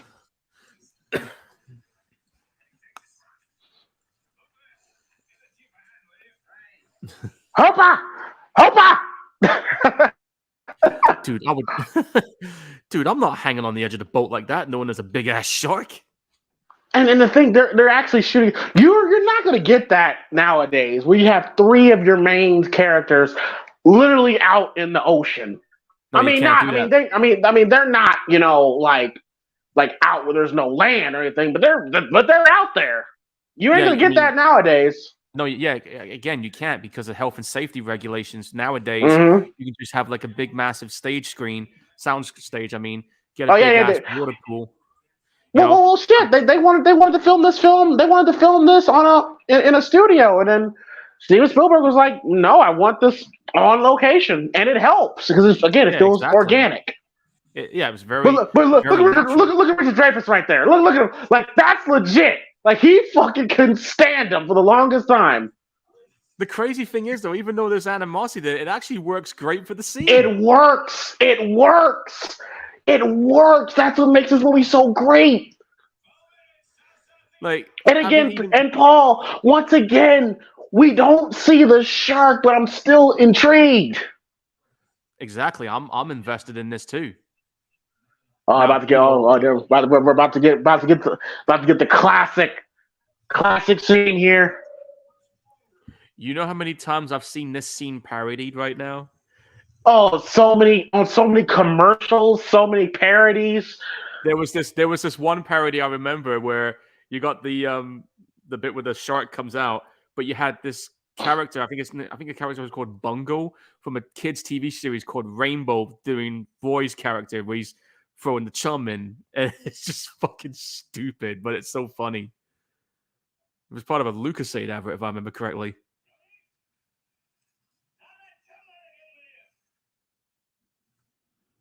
But yeah, this scene coming up, man, the thumbnail and all, jeez, that shark. All right, James, if you're fucking throwing chum into the water and you see a shark get up in your face like that, it's going for your head at that point. I want to go home. I can't do this shit. Y'all. I want to go home. Y'all. I want to go home. At this I can't do this shit no more. I can't do this shit, Paul. Turn the fucking boat around. Okay. I'm turning the fucking boat around. Jeez, give me a break. Here we go. Thumbnail. Right here. Boom. Oh shit, bro. Yeah. His reaction is perfect. Nah. Let's get back to shore, man. Let's get back to shore. And you're gonna need a bigger boat. That was ad lib. That was not in the script. Yeah, right. And I love Quint's reaction. Like, bigger boat. The fuck you mean bigger boat? You know, I'm looking at the jacket that Quinn's got. It tells me he's a war vet. Yeah, he's. Look at Quinn's face. Look at his face. Even he's like, oh shit. He's like, wow. This is bigger than I thought. But you can see it in his face. Like, he's concerned. But again, his pride is like, man, I gotta catch this one. Jesus, that shark. Look how big he is, bro. That's a big ass shark. Bro, imagine seeing that, bro. I'm dead. It's a 20-footer. 25. 3 tons of them. Like if I saw that while I'm swimming, I'm done. Like I want to go home. I'm done at this point. I'm starting that boat and I'm turning the fucking boat right around. That's it. I'm done. Hey, Quint was talking all that shit, and then got his soul. Hey, DMX, how you feel about talk? Talk is cheap, motherfucker. Yeah. Or to quote Body Count, talk shit, get shot. Oh man, if I saw that big ass shark was surrounding my boat like that, I'm like, oh fuck. I do not. It's too big to fit the boat. Yeah, you're gonna have to drag it on the engine. You ain't getting that thing on board. No way. He wants to get a photograph. Oh fuck He's it! a foreground my ass. Get it when it's dead. You ain't getting one now. That's a pretty. But that's how photographers are. That's how photographers are, though. Yeah, I should know because I've been doing photography lately. Mm-hmm. Yeah. You get closer and it'll make the foreground look even bigger. I mean, you've seen some of the photos I've been taking in Venice, man. I mean, damn. I was a fucking man possessed when I was getting them shots. Because keep in mind, the story behind it, I lost my Walkman during that trip, and I had no music to keep me focused. So I had literally changed my focus to just strictly photography, and I just became a fucking machine at that point, dude. That's a nice harpoon gun. Helper! He's always down talking to him. Yeah, I bet Dreyfus in his head's like, I'm gonna feed you to the shark in a minute if you don't shut up. I'm gonna fucking talk. I'm gonna fucking push you into that water. See in his face, he's like, really? You see his face? He's like, don't wait for me. Yeah. You saw it in his face there. He's annoyed. Like he wants to punch the dude right now. And I don't know, like I would love if Robert Shaw was still alive, I would love to ask him if he did that on purpose or not, but that is fucking wild, man. I cannot imagine being a director and I have to control these two from not killing each other. It's not an easy job being a director. I've been on enough film sets to know.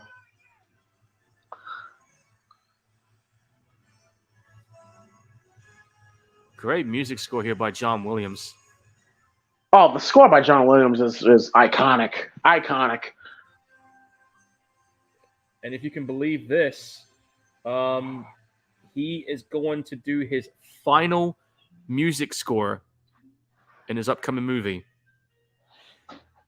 His final music score performance will be the next Indiana Jones movie, which is also the last movie of Harrison Ford's career. Yeah, I heard about that. John Williams is coming back for that. Yeah. I love the shot. Hooper and Quinn just stared at each other. Yeah. Well, yeah, I mean, like, I know we haven't talked about it much, but this composer, man, like, his resume is legendary. Legendary. And even at 91, he's still got one more left in the tank. Oh God! Yeah, I'm intrigued. Oh yeah, that's beautiful. such a beautiful. There's beautiful shots all over this film, man. That's the kind of photo shots I love to take. Them sunset shots, man. I love them. Yep. Here's the Indianapolis monologue. Yeah, dude, I still can't remember all of it myself. When I had to practice, I was like, "Fuck, man!" But this is. I'm sorry, Pablo. But this is the scene where they actually start to bond. That they actually start becoming friends. Yeah. When he starts the monologue, I'm gonna go quiet so we can all hear that monologue when he does do it. Same here. I just have to. Such a great monologue. Yeah. But you see that they're starting to bond. You know, sharing scars. Yep. Yeah, I've got one too on my nose. I know that feeling. And then that's what, and then also they've been drinking. Like now it's just the boys hanging out now. Yeah, it's like the kind of thing we'd do if we were on some boat like that. Yeah, this is like the boys hanging out, you know, drinking, having a good time. Yeah, you know, exactly. God, the storytelling in this movie is so good, so good. Yeah, it's just dudes being dudes here in this scene. Dudes just being dudes right now. Yeah. I love how they put their legs over each other, but they're drunk. They don't give a fuck. They don't care. There's nobody else is there. Nobody else is around. Who's gonna know? It's a bull shark. Sprayed me when I was taking samples. I got something. That's the pressure. See that? Fresh your tail. Pressure.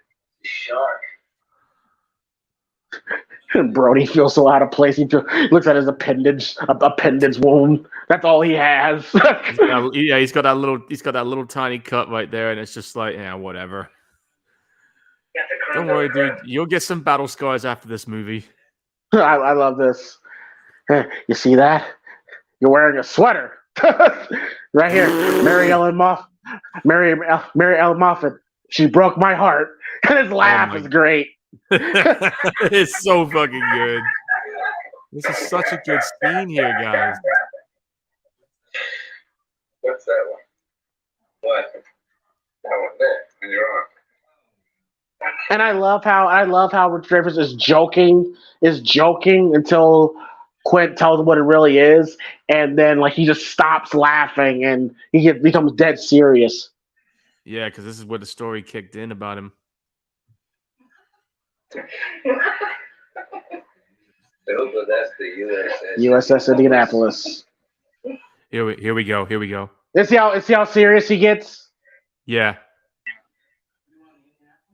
All right, guys. I'm gonna cut out so we can hear this. Guys, we're about to get really quiet here because this is such a great monologue. So forgive us, folks. Going back. Hiroshima bomb. 700 men went into the water. Vessel went down in 12 minutes. Didn't see the first shark for about half an hour. Tiger, 13-footer. You know that when you're in the water, Chief. You tell by looking from the dorsal to the tail. But we didn't know. But our bomb mission had been so secret.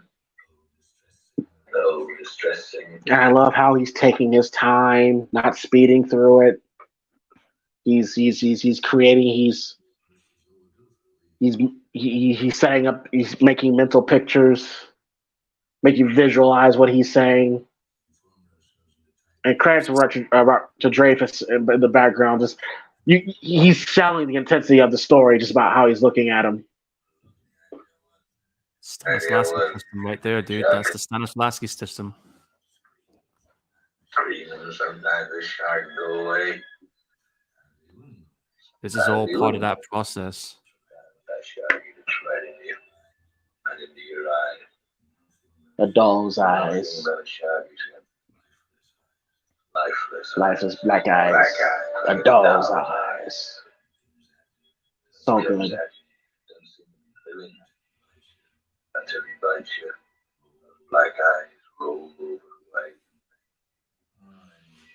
Oh, and you hear that terrible high-pitched screaming. The ocean turns red. Despite all the pounding and the hollering. And the music score right under his monologue. So creepy. Nobody into that first dome. Lost 100 men. I don't know how many sharks. Maybe 1,000. I don't know how many men. They average 6 an hour. Thursday morning, Chief. I bumped into a friend of mine, Herbie Robinson from Cleveland. We should get him on the show one day, Paul. Yeah.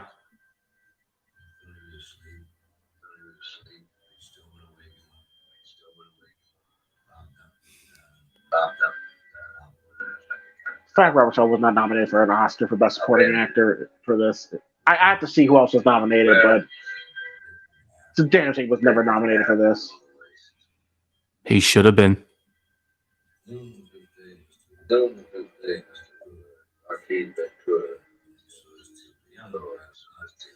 father, younger Mr. But anyways, 3 years later, a big fat BBY comes down and starts to pick us up.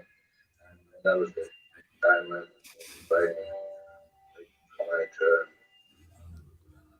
I'll never put on a nice Oh, 1,100 men in the water. 360 other shots to this.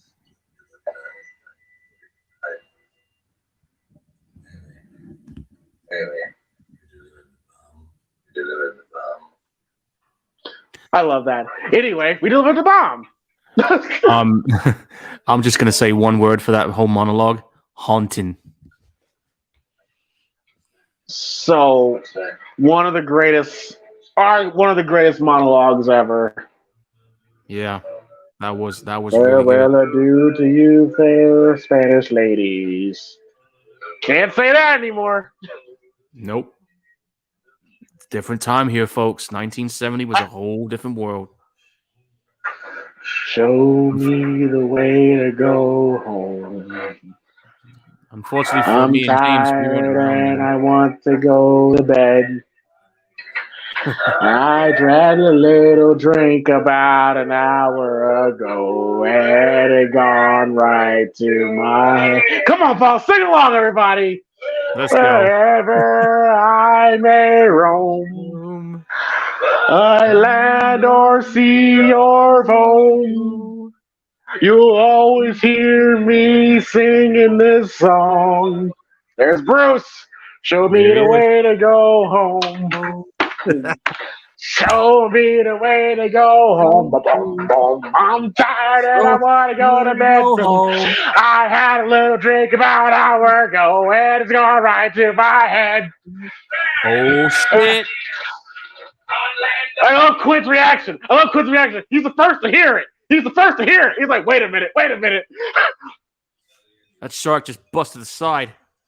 Now shit just got real. It just got real. So much for that social moment. Yeah, someone for them bonding, yeah. Oh god, the boat's flooding now.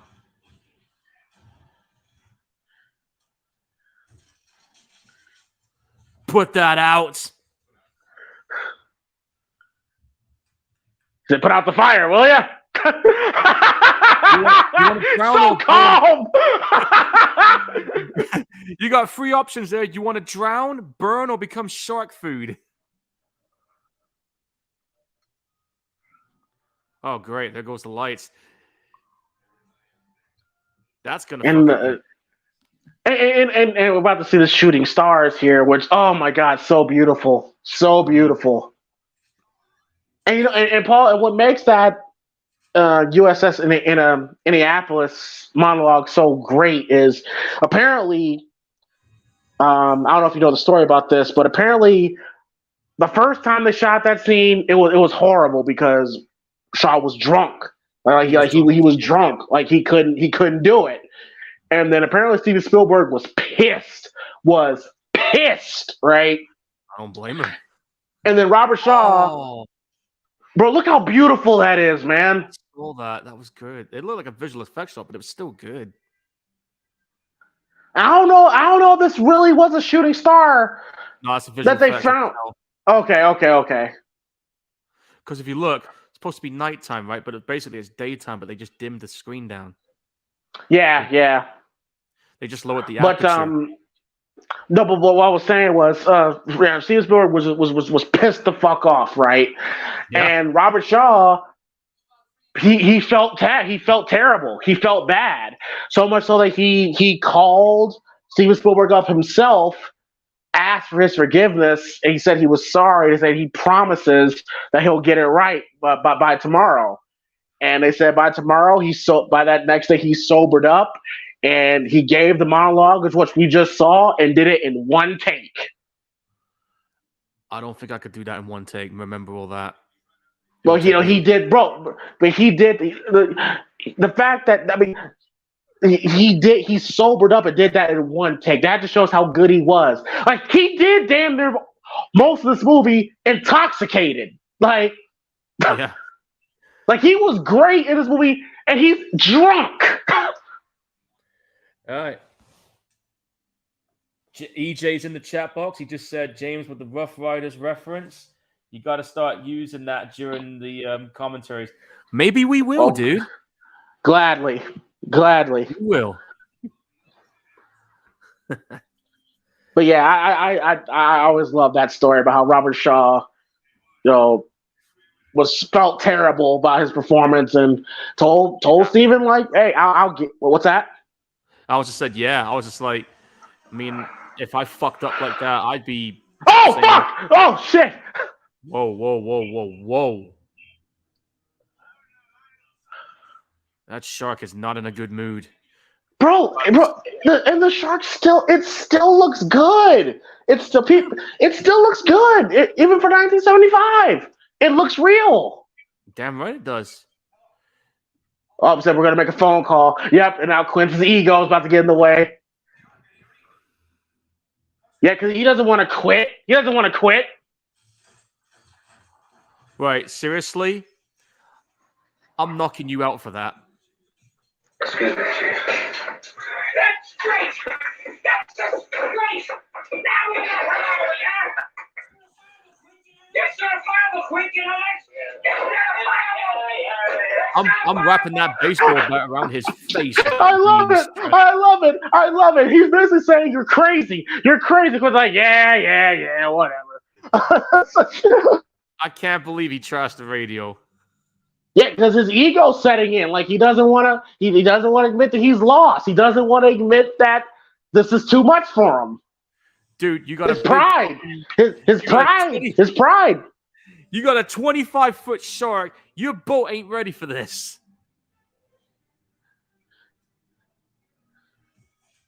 Oh, look how terrible. Oh, and what I love, it's so small, but I love how when the shark takes damage, you see it bleeding. It's so small, but I always like that visual effect. It's a good shot.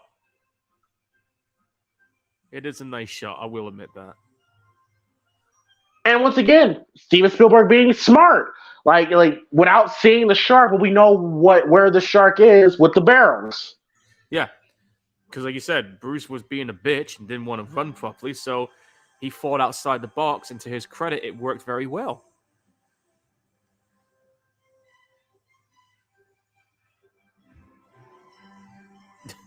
Got some nice upbeat music for a shark movie, but there you go.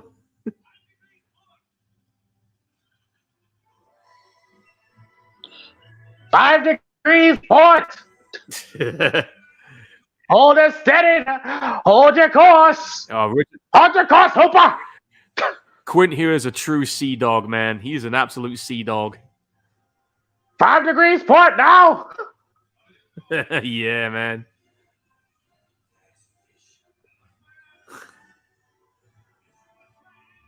Oh, he's not so mad about the radio being trashed now. You notice that? Not yet. The shit's about to get bad. Oh, yeah, it's going to get bad, all right. Uh-oh.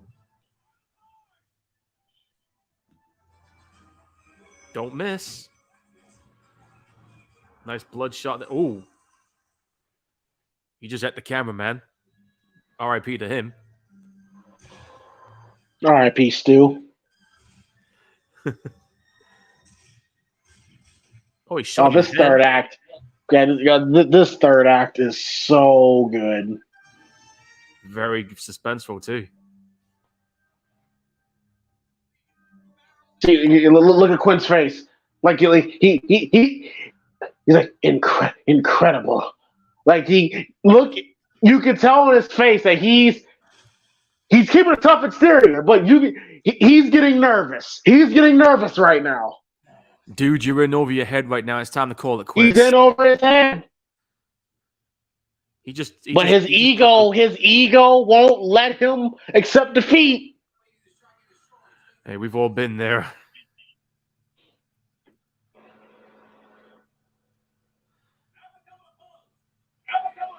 Dude, you only got like 2 barrels left. No, 3, my bad.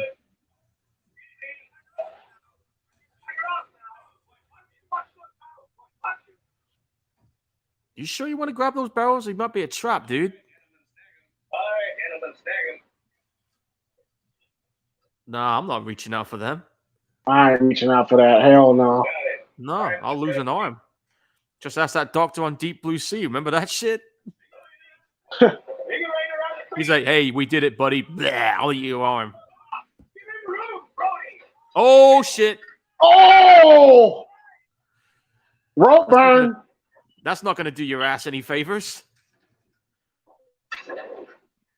Sitting down's gonna be a challenge for a while. But we get to see how strong the shark is. Oh my god! See how it's moving the boat. What are you gonna do in that situation right now? Oh God, bro! Oh man, I'd be so fucking scared, man. At this point, you'd be telling Quentin, "Fuck this, we're out of here." I want to go home. I want to go home. Yeah, now's the time. Now's the time to throw in the towel, man. That's it. Throw in the damn towel. It's done. Bro, I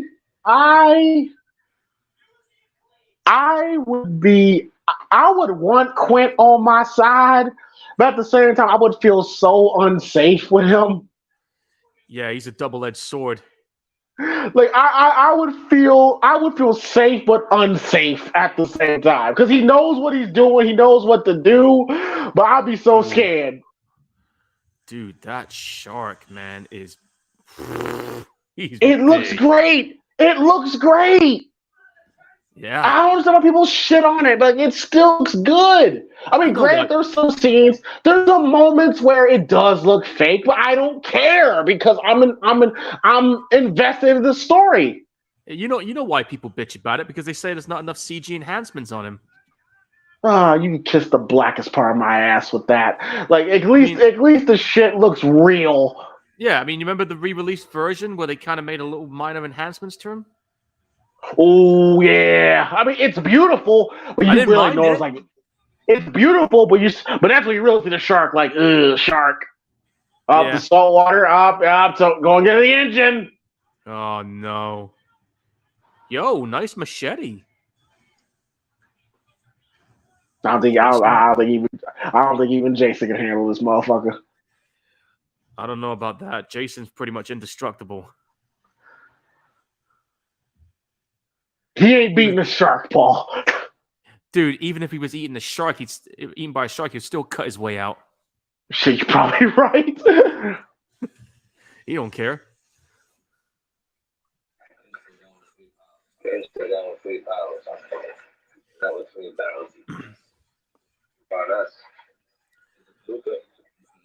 All right, well, here's the situation, dude. Your engine's fucked. How are you going to go home now?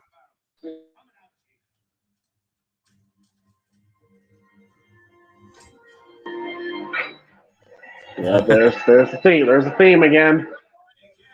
The theme's kicking in.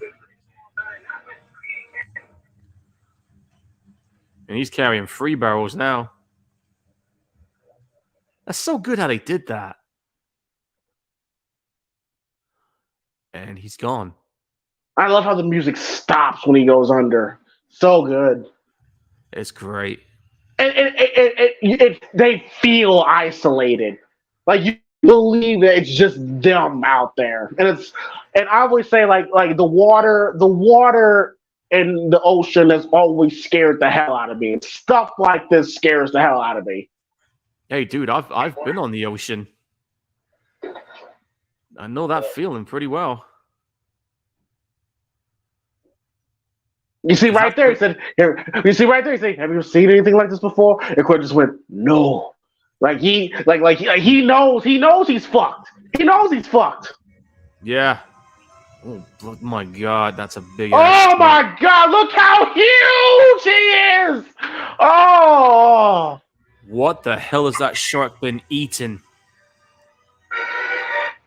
Well, there's landmass over there. If you can get to that, you got a bit of a chance, I guess. Yeah, now he's chasing him now.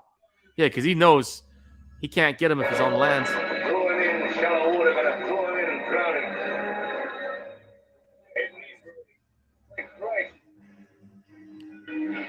Oh wait, that's an island.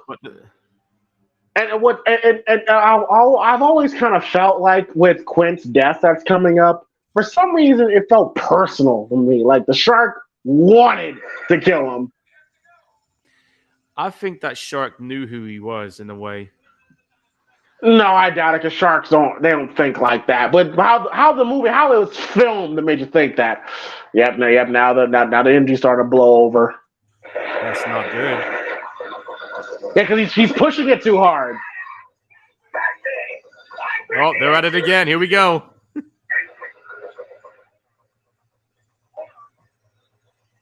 Oh, you better hope you can get there before the boat gives out.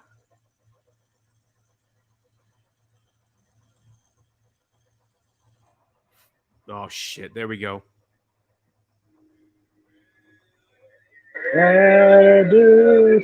To all the British ladies. I don't think he cares anymore. He's so good. I love this character so much. Yeah, we need to see a lot more like him someday. We'll never see him. He reminds me of that old grandpa, you know. Yeah. Oh, dude, the engine's flood. Oh, shit. There it goes. Ah, fuck. Well, that's it. You're stranded now. Now what? Yep. Now we're stranded. I would call for help. Yeah, we could call help. Yeah, here's the problem. That you trashed the radio. Now what? Now what do we do? Now you either kill or be killed. Because only one of you's getting out of this now.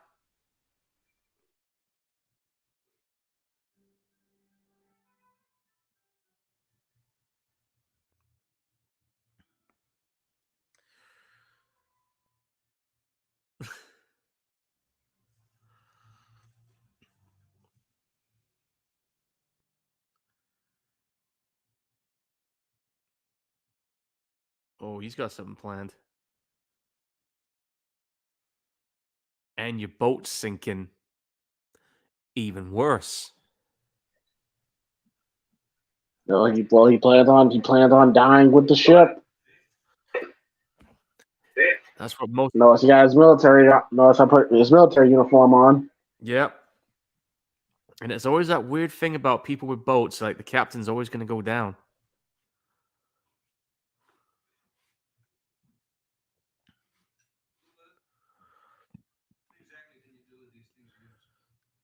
Sometimes I have a hard time understanding that. Why would you want to go down with a ship when everybody else is gone?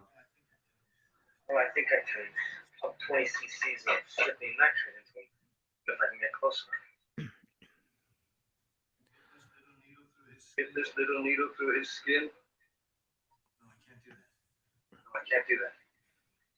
No, I can't do that. I can get him close enough to this cage. I'm sorry, I'm just invested right now. Forgive me.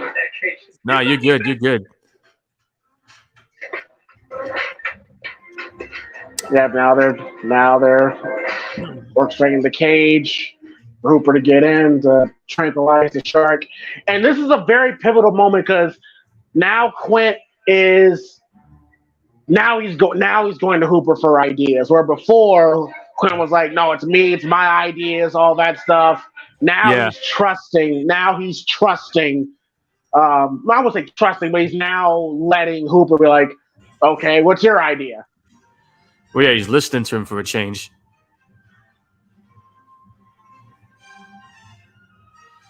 You know, you want to hear something crazy?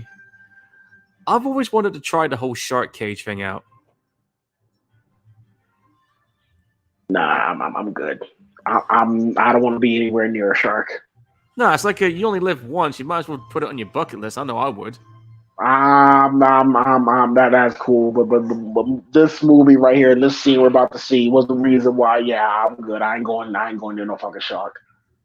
You should try the shark cage in 47 meters down. You think this is bad? Try that one. And what's so great about this scene here that's coming up with the shark cage? I think they actually used a real shark. Yes, they did. Yeah, a real shark. The only scene where they use a real shark. Yeah, I did look it up. They definitely got a real shark into this. And he was actually down there with it. So I got to give this guy credit for doing that. Actually, I don't know. I think I heard that Dick Warlock did some of the stunts for this scene. Dick Warlock, who played Michael Myers in Halloween 2. Wait, he was in this? Yeah, I think he did the stunts for this particular scene. Oh, right. Okay. I had no idea he was in this one. Bro, can you imagine how? Can you imagine again, folks? 1975. Can you imagine how terrifying this scene had to be for people that watch this in the movie theater? A scene like this is still terrifying, even today. Oh, it's still scary. Oh, you see it coming in a distance. Oh, Yeah, fuck all that noise. Nope. Yeah, that's a real shark. You can tell by the way it looks. But they There's the superimposed thing the again. size to make him look bigger. Look at that fucking thing. Oh my god, I would shit on. I would literally shit on myself. I would shit on myself.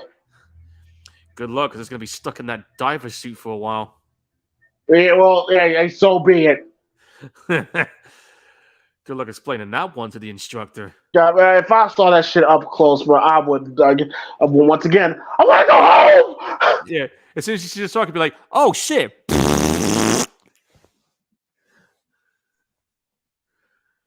Be like Yeah, that. it's gonna sneak up. It's gonna sneak up behind them. So his plan is to try and jab him with that. Yep. Oh fuck! Oh god, bro! Without warning. And you can tell that's a real shark too by how it's And moving. and he just lost the damn harpoon. Yeah, you can tell it's a real shark just by how it's moving. Yeah, that was definitely a real one. He's not even the right size either when you look at him. I think that's where they did the CG enhancement, by the way, where they enhanced the shark to make it look like the shark, but he added that into it. Oh god, Oh, bro! God, the mouth on that thing, he'll swallow you whole. This is 1975. Can you imagine the people? Can you imagine a room full of people screaming in the movie theater watching this? I'm pretty sure they did. Jesus, he just ripped the cage Oh open. god! Stab his eyes. Stab his eyes. No, I think that's Dick Warlock there when on the stabbing scenes. Yeah, that's him. Tell by the body size. You need to stab that shark in the eyes. It's the only way you're going to get him off. And in the book, Hooper actually dies here. They said in the book Hooper got it good too. Why didn't they stick to the book? I know I would have. Spielberg read the book and he said he changed a lot of things from the book. Like there's a lot of things in the book that doesn't happen in this film. Like Hooper and Mrs. Brody actually had an affair. And Hooper dies and none of these guys were likable. Actually, a lot of these guys were pieces of shit. And Spielberg was like, "Nah, I'm gonna change some of that." Yeah, and that shark is wrecking shop on that cage. That was a real shark the way he was moving. It's a real shark, yeah. Yeah, he was wrecking shop right there. Look at him. I think the shark got stuck. I think actually that's why he's kind of freaking out. Like I think he got stuck. Yeah, that's a real great white shark, folks. But you know what's worse than a great white? Oh, a mako, because they'll eat your ass. One of the scariest, another one of the most scariest deaths. But this movie has a lot of scary deaths. But this death by Quinn is horrifying. Yeah, because he bites his ass in half, literally. Iconic shot with the shark coming at us. Iconic. That is mad, dude. Look at it. He just took out the ship. Oh god, bro! Like this is such a dog. Oh, it looks so scary. Sorry, Quint, you're out of here now. Thanks for coming. Oh, already. Oh, his acting in this scene is great. You really feel like he's getting killed. He's kicking. He's putting up a fight. I'll give him. Oh, there you go. Oh, you hear the crunch? You hear the crunch? Oh. Okay, well, folks, this movie's a PG. This is like R-rated stuff right here.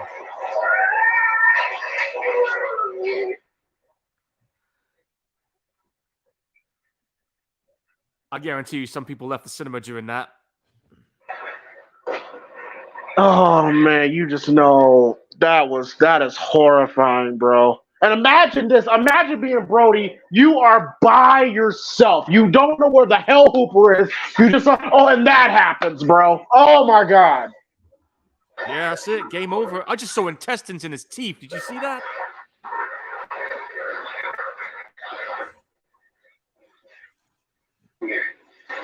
Oh, there you go. That'll work. God, that is scary. That is scary as hell, bro. Nah, I do not want that shark. Oh, I would literally be crying. I would literally be crying right now. I'm stabbing his eyes out, dude. I'm taking that gun and shooting him. I would die trying doing it, but that's what I've been doing right now. I'm going for his eyes. Here it comes. Last stand. You better not miss, because if you miss, it's game over. And it's over. You're done. You cannot miss. This is like that situation. Here's a great thing about this, Paul. All throughout the movie, he's scared of the water. He's scared of going out, and he's now facing his fear. He has to. He's got no choice in this matter. So in a weird way, even though the character's 40 years old, it's kind of a coming of age story for Brody. Yeah. This is a Dead Space moment here. You miss. Oh, God. He's stabbing it. Get him in the eyes. No, the eyes, not his nose. Okay, it did look fake there. It looks fake there. Yeah, that's where they added the CG enhancements. And they say the salt water was completely deteriorating the shark. It was destroying the shark. Yeah, did you see the way his front face looked? Yeah, you could tell it's fading away. Oh, great shot. We see the fin coming at him. Oh. Like I said, this is a Dead Space moment. You better not miss. Iconic moment here. You only got like 2 shots left. 1.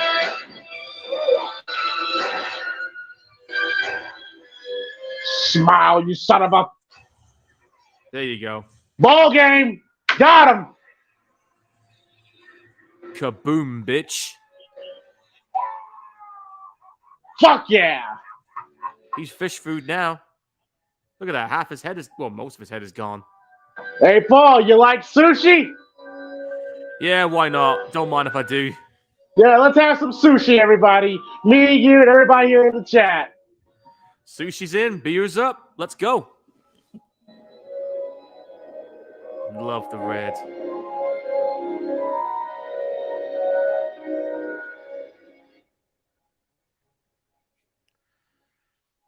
Great finish. Great finish. Hey, there he is. Yeah, Hooper's still alive.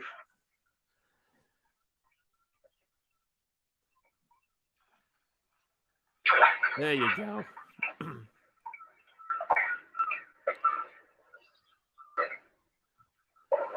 Well, here's the situation now, though. How the hell are you going to call for help? We got to swim back to shore. You got that little island over there. Hopefully that lighthouse has a radio.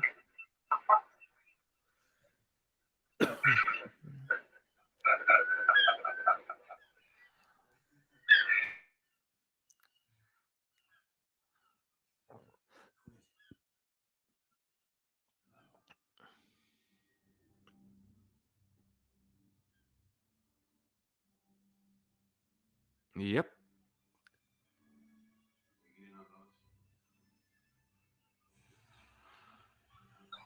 Yep, the feathered minions are having chow. Rest in peace to Quint. Yeah. Yeah, them seagulls ain't no joke, man. You have food around, they'll snatch your shit up. You know, I actually have a seagull that actually comes and visits my balcony window, and I actually feed him. I call him Beaky, by the way. I love it. I used to hate the water. Yeah, I can't imagine why. Yeah, now we know. Well, luckily there's a lighthouse there, so they can call for help, so they're good. They'll And be all Paul, right. I've never noticed this till I watched this recently, but you can literally see them swimming up the shore and walking on the shore if you watch the end of the credits. Yeah, you can see them doing it. I watched this movie. I've never, because I always skip it, but you could literally see them going up to the shore. Yeah, it's like a little extra features at the end credits. He kind of started it with this one. West Tex recording Well, system. y'all, that is Jaws 1975. Oh man, this movie it's still great. It's still fucking great. It's still Yeah. beautiful to watch. Yep, it sure is. This was a damn good film. I mean, there's a reason why this movie's in the film registry, folks. This movie is a solid gold classic. Jeffrey Voorhees there. Wonder if he's related to Jason. But yeah, back to what I was saying. Motherfucker. Back to what I was saying. Yeah, Jaws is just a classic movie, man. I can't. There's hardly anything bad I can say about it. I mean, it's just the story was good. The characters. No, were no, likable. I know what to say with that pun you just made. Let's go flip, you son of a bitch. Fuck you. I didn't ask for your opinion, Marta. Fuck you. Fuck. Anyway, as I was saying, yeah, like I said, where was I? Yeah, very good suspenseful moments. The shark was so believable. I mean, even if it's like not CG, it don't matter. It still holds up even today. And despite the issues that they had with the shark not working, Spielberg found a way to still make it look suspenseful by using other things, thinking outside the box. And of course, Quint there putting on a pretty cool legendary performance, especially with that monologue that he put out there. And just, just an all-round just fun movie, classic. I mean, for anybody that's never seen the Jaws movies, there's 4 movies. If you want to watch Jaws, I would just say watch the first 2 because they're the only ones that really matters in my opinion. 3 and 4 at your own peril. I will say that. I mean, 3's good. Yeah, But yeah. eh. I'm right there with you. I'm right there with you. Really, 1 and 2 is really all you need to see. Yeah. So it's just I don't have a lot of bad things to say about it really. So I will say this is classic. Definitely watch it. I'm giving this like 9.5 out of 10. The reason why it's not going to get a 10 is because there's some bits they could have done that was a little bit better. Like what? I don't know. Maybe have the shark be a bit more nastier looking, but that's just me, my little minor critique. But everything else about it was great. Okay. Everything else was cool. And yes, we have heard the rumors that there might be a remake. I know they've been talking about it for decades. I will say this, dude. You know it's going to happen at some point. I will say this. I know. I don't like it. If they do it, I'm hoping that they maintain what made this original film great, and I hope they make this. And I really hope they make the shark very more intimidating because the goal of a remake is, still maintain the essence of what it is, but do your own thing with it, but don't stray too far from it, is what I say. So will I see the remake when it comes out? I'm probably going to say yeah. I'm pretty sure me and James will end up watching it if that day ever came, but all I'll say is just good luck to the person who did it. Just don't fuck it up. So yeah, there's not a whole lot else I can add to this, but say, if you haven't seen Jaws, watch it. It's really good. 9.5 out of 10.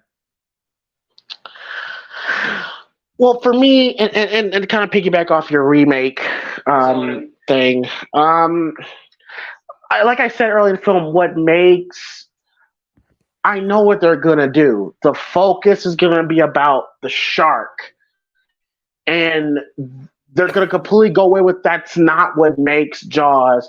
It's the character. It's the story in itself. Yeah. And if you put so much attention on Bruce,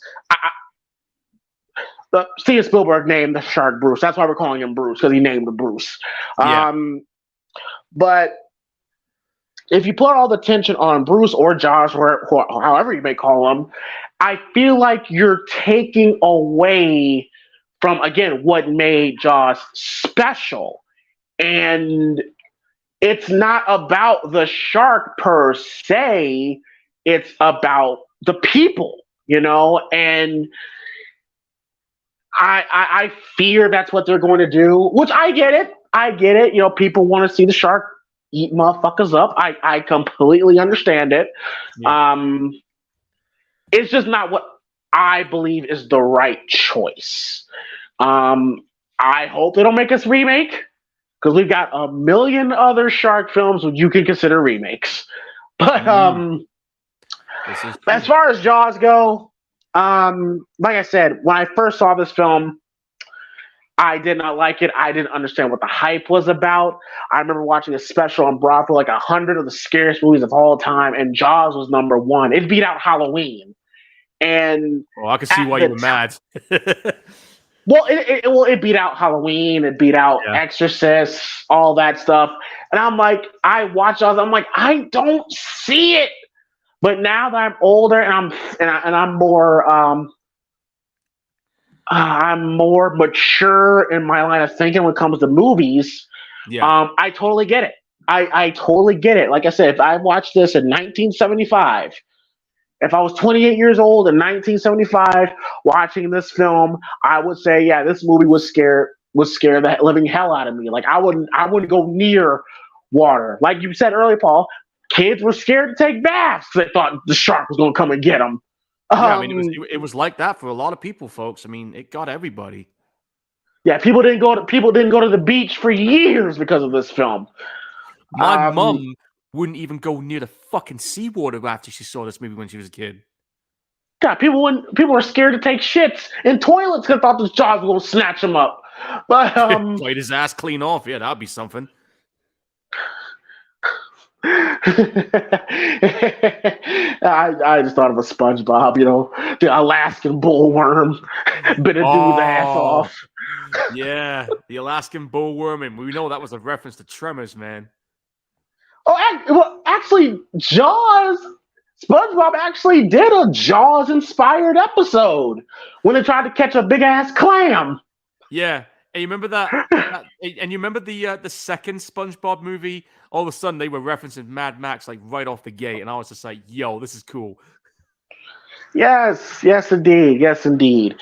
But yeah, I love this movie. This movie came out in 1975, and it still holds up. It doesn't really feel aged. It really doesn't feel like it's aged. Does it feel aged to you, Paul? No, this movie is straight up timeless. It's timeless. Like it's timeless. Again, Roy Scheider, Richard Dreyfuss, Robert Shaw were excellent in their roles. Like I said, probably three of the best protagonists in movie history. You love these guys. Even though you could tell Quint may be a little rough around the edges, but you still like to hang out with him.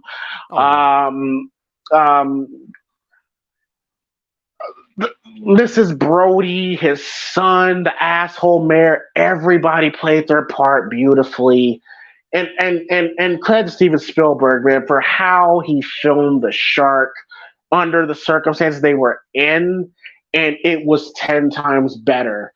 Because even when the shark is not there, you're nervous because it's somewhere. You know what I mean? Yeah, like that, like the moments where you see the parts where when he disappears, the music stops, or in that one scene where you saw the shark fin coming up, but there was no music playing. It was like throwing you a swerve ball, and then all of a sudden, the real shark, shows up and just literally snatches that dude off the boat. Oh God, that shot when you see the shark just slowly creeping up. Oh God, that one of the scariest, mouth wide open, bro. Like one of the scariest scenes in not just horror film. You know what? Can you consider Jaws a horror film? Yeah, you can. You can. You can to an extent, yeah, because it definitely has the key elements of what you would find in a horror movie. I mean, that bit we saw Quint getting fucking eaten, and that's a PG, folks. Keep that in mind. That's something you normally find in an R-rated movie. They didn't let up. Oh yeah. And, but Chrissy's death in the very beginning. Like that was a straight up horror scene. Yeah, straight up. Like that was before Halloween. Keep that in mind, folks. That was some horror stuff right there. And like I was saying Oh, to James earlier, imagine if they let Steven Spielberg do a horror movie today with the political clout that he has. Oof. oh, that's actually a good question for Paul and for the chat. What scene was more impactful, Chrissy's death or Judith's death? Shit. What scene was more scarier? I think for me, because I got a little brother, it's probably that kid. Because when you see a girl getting killed at the start, yeah, that's bad enough. But when you start putting kids involved in death, you know you're playing with a whole another level right there, man. That's a whole different level of scary right there. I see your point. I see your point. Absolutely.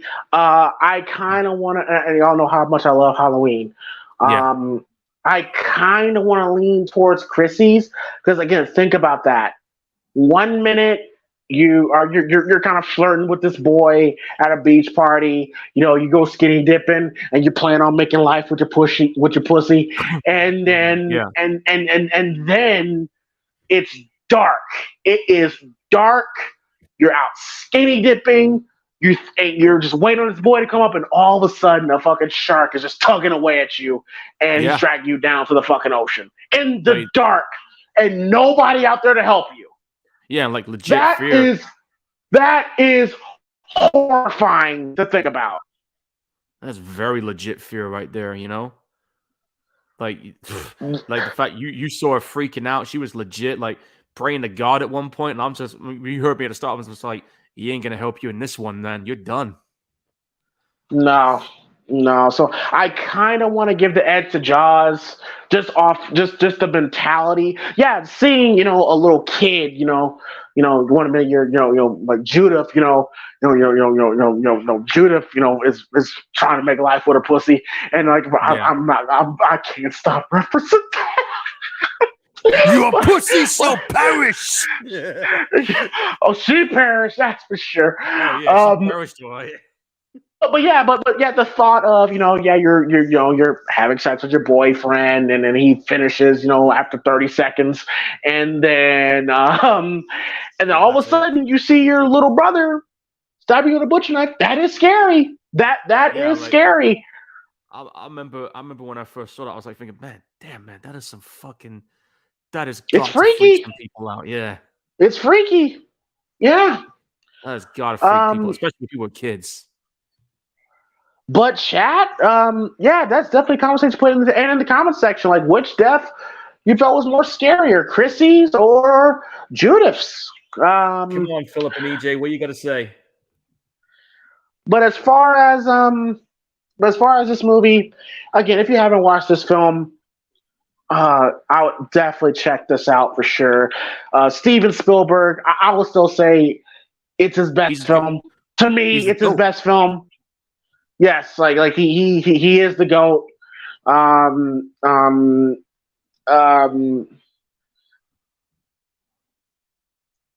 would probably have to give it a.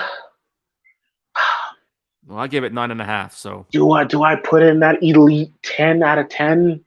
well, I did that with Evil Dead last week, so You know what? I may have to because everything you want. Yeah, I got it at the elite level, 10 out of 10. It's damn near it's a damn near perfect film. And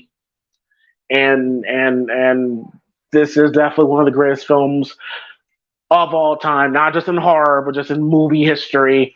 Like I said earlier, this is the movie that made the blueprint for every blockbuster movie you've seen every summer of your life. This is it. The start of the blockbuster. Yeah, I think it went on to make what's it, 400 million in the box office? I'll tell you. Right, here's the deal. The budget was $9 million, and it made $476.5 million. Ooh!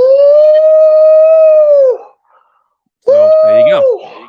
Damn near 5 million, right? 500 million. Ooh! In the 70s, dude? Ooh! Yeah, in the 70s. God, in the more 500 million. Oh, in the 70s. God damn. And here's the thing, and like I said, this is I said when we did Poltergeist, that was Spielberg. Yeah, yes, people. Spielberg directed Poltergeist. Let's not be dumb here. But that was him. Yes, that was him. I would say Spielberg was Michael Jordan circa 19. What can I say was peak Michael? I could say 1992, 1993. He's winning championships left and right. Here, Spielberg and Jaws, I could say is rookie Michael. Where he's going out there dropping 30 in his rookie season and giving the Boston Celtics hell, scoring 63. Yeah, this was the beginning of what we see today with Spielberg, and then he went on to do a whole heap of other movies. Like the Indiana Jones series. E.T. was not far behind with this one. Poltergeist, like we just mentioned. Yeah. Poltergeist is another. I'm putting that under Spielberg. Listen, I'm sorry. I had a couple of debates with some people. No, it was Toby Hooper. I'm like, you can't be that fucking dumb.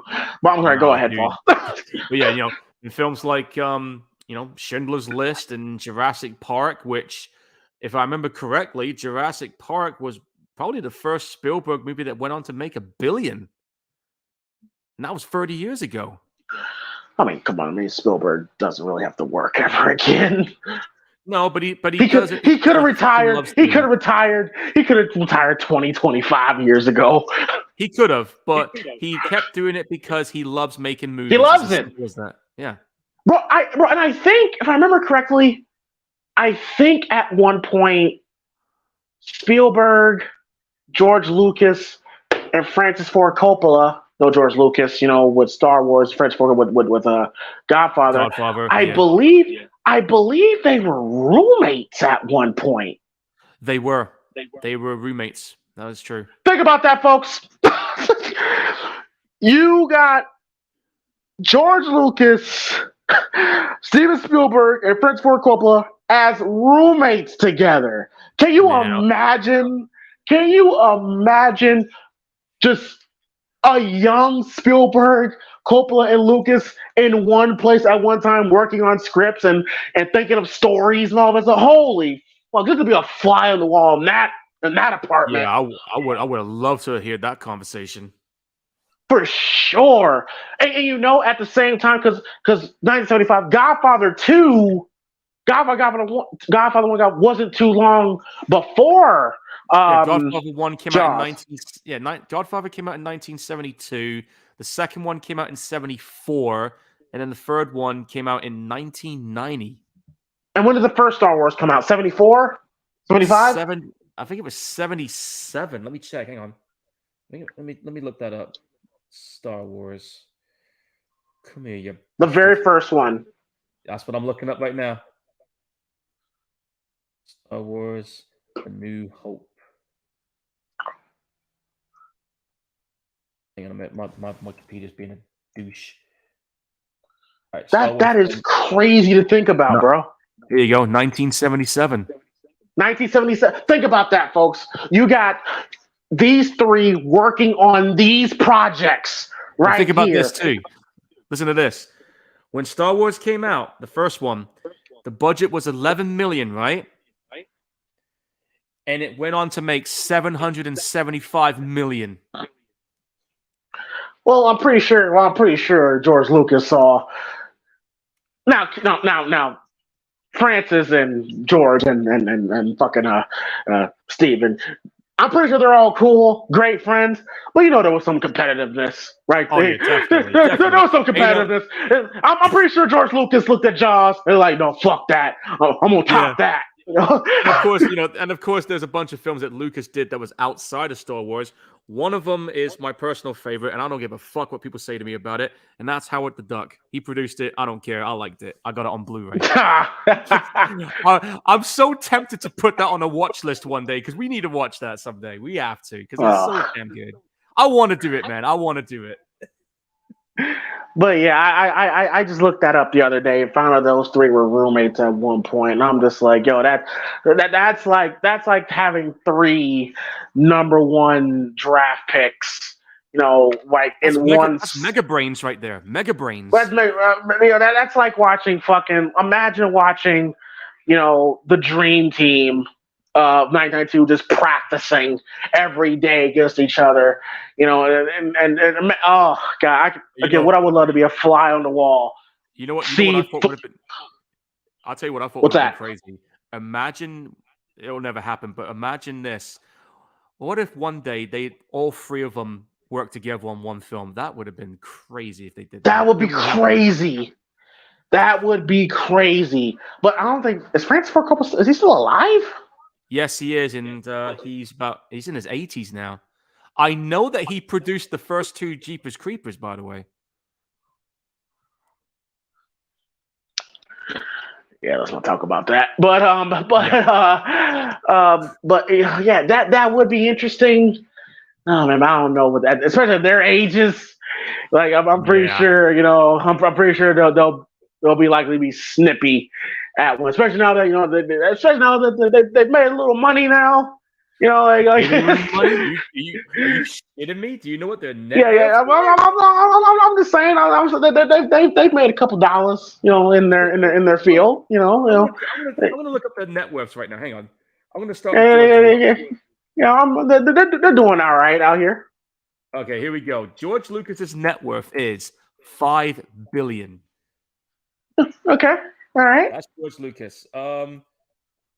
Francis Ford Coppola, his net worth is 400 million. Surprising Okay. there. And as for Steven Spielberg, this is gonna be interesting. It's not one in the show. All right, here we go. Steven Spielberg's net worth is. Oh, I wish I had this kind of money. It's 4 billion. It's the same. It's about $1 billion short from Lucas.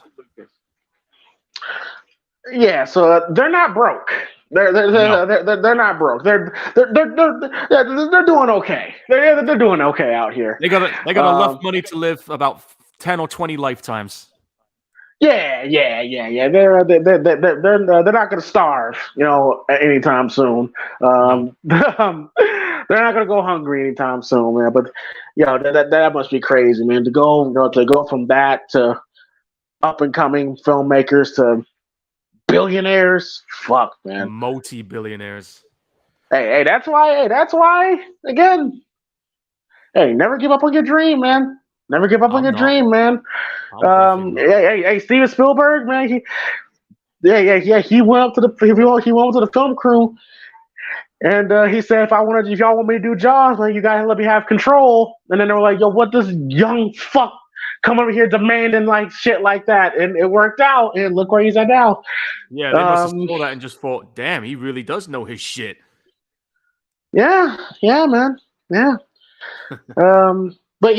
But Jaws, still great, still fun to watch. Had a great time watching it, and hope you guys had a great time watching us, listening to us enjoy this. Oh yeah. And Paul, I'm sorry if this is very random and on the spot. I won't be able to do a Gorehound show next Friday. I have a show, but I might be able to do it that Saturday if you can. Yeah, I'm pretty sure I could do Saturday. No problem. All right, cool, awesome. All right, Paul, and you go ahead and you give your pick for next week. All right, well, we go from one classic to another. My next pick is a movie that at the time, a lot of people said was ahead of its time with the stuff and the ideas that it put out there. There's been 5 movies in this series, and a lot of people consider the first one an ultimate classic. And I think it's one of my favorite ones too. And I know that James has heard about it, and he's never watched it until now.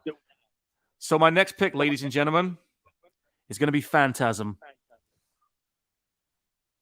Phantasm. All right. Looking forward to that. And for my pick, next after Paul's. It's a movie that I've been trying to get to, but because how fucked up my schedule gotten, I had to delay it a bit. But I figured, why not? Um, Going to watch a film that was a part of the second craze of the slash film in the late '90s, one of the more well-known ones, and had a had a girl in there that I had a serious crush on back in the day. Uh-oh. Gonna go with the first 1997. I Know What You Did Last Summer. Thank God I got the trilogy on Blu-ray then, huh? Yeah. Why the trilogy? Why the third one? Because it came in a box set. What was I supposed to do? I even got the Urban Legend trilogy here, remember? I'm a collector. You know that.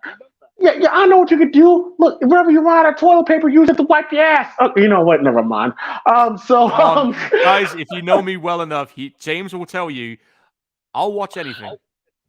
Yes, you will. I'm trying to make you see the light. There's certain movies that don't deserve your attention, Paul. But you know how I am, dude. Okay, all right. Just oh gosh, Ben Wilson is a ghost. Got the fuck out of here. But yes. So all right. So next week will be Phantasm, and after that will be. I almost said Nightmare on Elm Street. Goddamn. I Know What You Did Last Summer. So yeah. So we're gonna go ahead and get on out of here. Hope you guys. But it's probably the longest one we've ever done. By the way. Yeah, we're clocking at nearly 3 hours right now, ladies and gentlemen. Oh no. The longest one. No. The longest one we did was 2. We did. I think we did the demons thing. Yeah, we did the double bill of demons and we did a double bill of record. We did those 2 back to back.